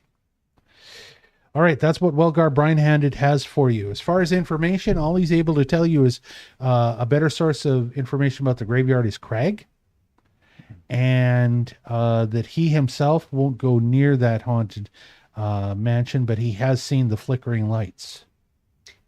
Seems like everyone in town is pretty terrified of this mansion. Pretty much everyone that we've talked to said. So we're not scared. That's the no place. Well, I mean, So we're used to of course haunted we have to go. mansions. Yeah. Yeah. This is important. Yeah. You have to go. You have to. Even if we come out with white hair. This Crisis of Faith scroll is really quite good. Yeah, I was surprised when I saw that. I was Riddling like, the wow. creature with doubt and mental turmoil. It deals 66 mental damage. And if it's a cleric and can cast divine spells, it goes even higher. 66, it's not an area effect like a fireball, but it's the same amount of damage on one player as what a fireball would. Character, yeah. Plus, if it fails, it can be stupefied. Yep. It's a good spell. He just has one of each to sell, eh? Yes, he only has the 3 available right now. Because that's the way random's going to work. And okay, good. I found the information I need to find for you where want we're them? going. Of next. course. Are you buying them? Yeah. Okay. Yes, absolutely. I assume you're taking all 3. Yeah. So anything else you want to ask Welgar before continuing on to the haunted mansion? Can he describe his blessing? What will it do for us? What will his blessing do? It's a D&D blessing, so in I have a bald patch. I wish you to heal. See my bald. I believe it's. Well, we'll increase. Gesundheit after you I'm sneeze. afflicted by toe fungus. Which will have that. apparently you can use the blessing of Porcan to seek out the remains of deceased sailors Okay. or shipwrecks. Ah. Now, this leads to an interesting question. If people have gone missing, if we knew one of them to be a sailor, then we could locate their body with this blessing, Theoretically, theoretically. Now, it only works because it's a blessing of Porcan. It only works on the water, Okay. not on land. Okay. And once you are blessed, it'll last a week, 7 days. Okay. So when you get within a certain distance, it's like a hot or cold thing. You get within a certain distance, you're going to feel the emanation that, oh, wait a minute, this has happened someplace here. That's the blessing of Porcan. Of It Procan. was emanating. Oh, and what is a typical contribution for your blessing? Well, a few gems in my coffer here would do the job nicely. Whatever you feel is appropriate. I'd say we give him 5 gems. Sure, let's do that. Yeah. Will he do a group blessing? No, he'll only be able to bless a magic user. Okay. So Okay. that's you or you, right? Well, Are there- I think a cleric would probably be a better fit for this blessing. He thinks it'll be more effective on a cleric. He doesn't know how long it would last on a wizard because he's only ever dealt with somebody like a cleric before. All right, so he reaches out, and as he anoints you, there's this beautiful blue splashy water that swirls around your head for a moment. And I don't have a sound effect for you. And that's it. You now are blessed with the blessing of Procan. And it only costs 5 gems. And it works on the water. And it works on the water. You've got probably, how much time we got left here? There are 2 minutes left in tonight's game. Okay. We What want to go do to you the wish front to door and do? knock on the door of the haunted house. I think that we should talk to Craig first. Oh, so you want to go to the graveyard? Yeah. Okay, let's go to the graveyard. Okay, so as you leave and you walk up to the graveyard, you don't find anybody in the graveyard. Oh. There's nobody there right now. Okay. It's morning. It doesn't look like there are any recent graves. It looks like there might be a couple that are a few months old that still have dirt on them, but And My friend, could you detect magic on this place? of course, Thank you. I cast Detect Magic. are you in the graveyard when you're casting Detect Yes. Magic? We are, yes, as a group. Is there any magic in the graveyard? No, there is no magic in the graveyard. It was Worth that a was shot. Yeah. Sure. Okay, so if there's nothing here and don't want to be ghoulish, we should go to the haunted castle. Or haunted, Well, Craig does keep a room in one of the inns, right? So we could see if we Yes, could find him. that's what I later was going we'll to say. find him. Yeah. Yeah, maybe we What should if we find don't him have- first. Later Because we're all dead Yes. from getting killed in the in the mansion. haunted mansion. Yeah, Okay, so possibility. do you want to Get shrunk and wait stepped and go on. back through town and come back to the haunted mansion after finding Craig? Plus, last time we went in a haunted mansion, we went through a portal and turned up on the other side of. Where's Bear? He's with He's with us. Josephine. Okay, just Okay, So- I think the best plan then will to be for you guys to think about your strategy for next week, and then I can prepare you to meet Craig and whatever's going to happen as far as you trying to find a way into the haunted mansion. And Does that sound good? I would also suggest that I agree with Josephine because we did get slurped into a portal and didn't get to explore everything from our last adventure. So I wouldn't mind talking to the wizard before we Okay. go into this haunted mansion. He might have something that can help us. Okay. All right. Okay. So we're going to wrap it up there for tonight. That'll be tonight's game. That's about right. 10:15 is not bad. Sometimes we play till 11, but Thanks, Dave. that's a little late. I was going to try and leave you guys on a cliffhanger, but no cliffhanger tonight. You're just going to have to wait and find out. Ho, ho, ho. And thank you for birthday cake, Glenn, and happy birthday again, Lavinia. thank you. All right. Well, folks, thanks very much. To those at home, thank you very much for following our silly little story and watching our game. We're going to find Thanks for out joining us. what happens to everybody next week after they meet the wizard and they meet the gravedigger and whether or not they enter the haunted mansion. Dun, dun, dun. Everybody have a wonderful week, and hopefully we will see you again right here next week. Thanks very much. Bye-bye. Bye. Bye.